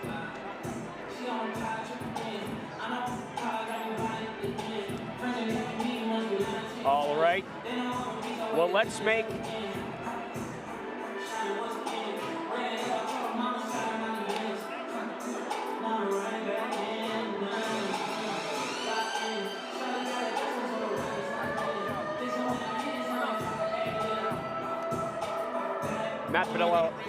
Matt Balela, training since he was 12 years old, 18 years have come before this now successful pro debut. That no contest wiped away a TKO in his immediate future. To make that official, we send it to Andrew Park. Ladies and gentlemen, referee Alan Dominguez calls a stop to this contest at 3 minutes and 17 seconds of the very first round. With your winner by way of knockout, Matt the Horror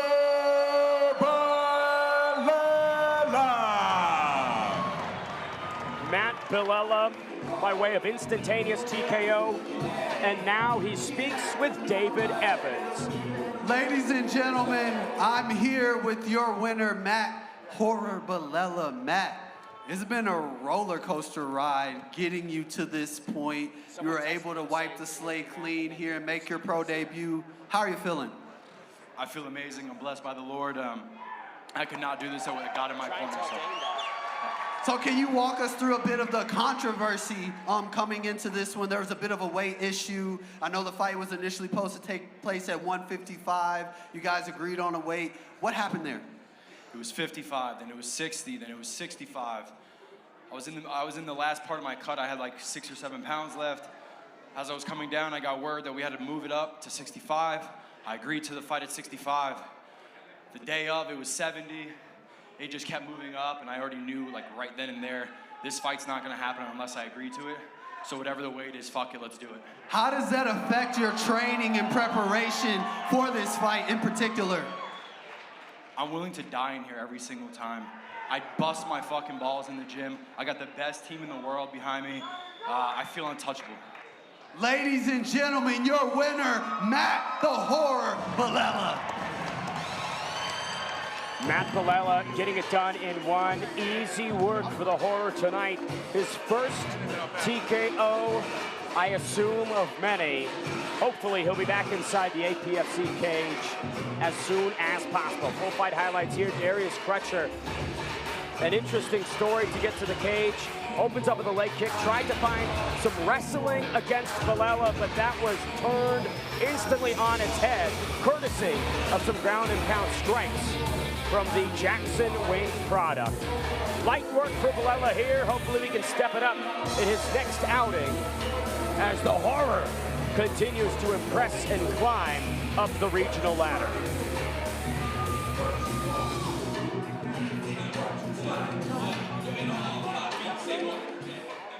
Send it. Ladies and gentlemen, APFC is proud to welcome into the cage the 4-time Performance of the Night winner, currently tied for 4th most consecutive knockouts in UFC history. He'll be coming up on the very popular White House card out in Washington, D.C. He holds a professional record of 19 wins and 5 losses. He is Albuquerque and Rio Rancho's, New Mexico's own Steven Mean Machine Garcia.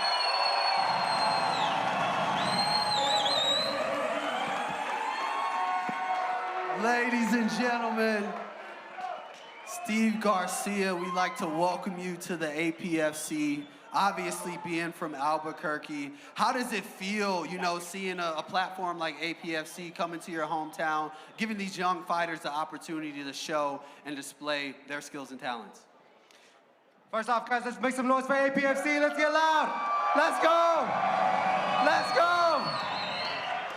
All right, guys. I know this is my hometown, but if you don't know me, I'm Steve Mean Machine Garcia. I call this place home, man. I'm very proud to be here. And you know, APFC gets to bring out awesome shows like this, guys. I was fighting on shows like this on the way up, guys. You're gonna have stars coming out of this place, I promise you that. Especially coming out of Albuquerque, because you got one, you're staring at him right now. I actually gotta tell you something. Nobody thinks that we can go to the White House and do it. Ain't that something? Ain't that something? Let's go show them how we do it. Let's go show them how we do it. We're going to the White House, guys.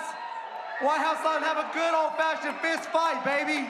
On the White House side, let's go. We're going to represent Albuquerque, New Mexico, and this country. Can you let us in on your process with such a big event like the UFC White House event, with your name being on the marker? Can you give us, what does it feel like? What's the pressure? Do you feel like the onus is on you to show up and show out in a way that maybe you've never even had before with everything you've accomplished? Yeah, man, this is special, man. This is a special moment.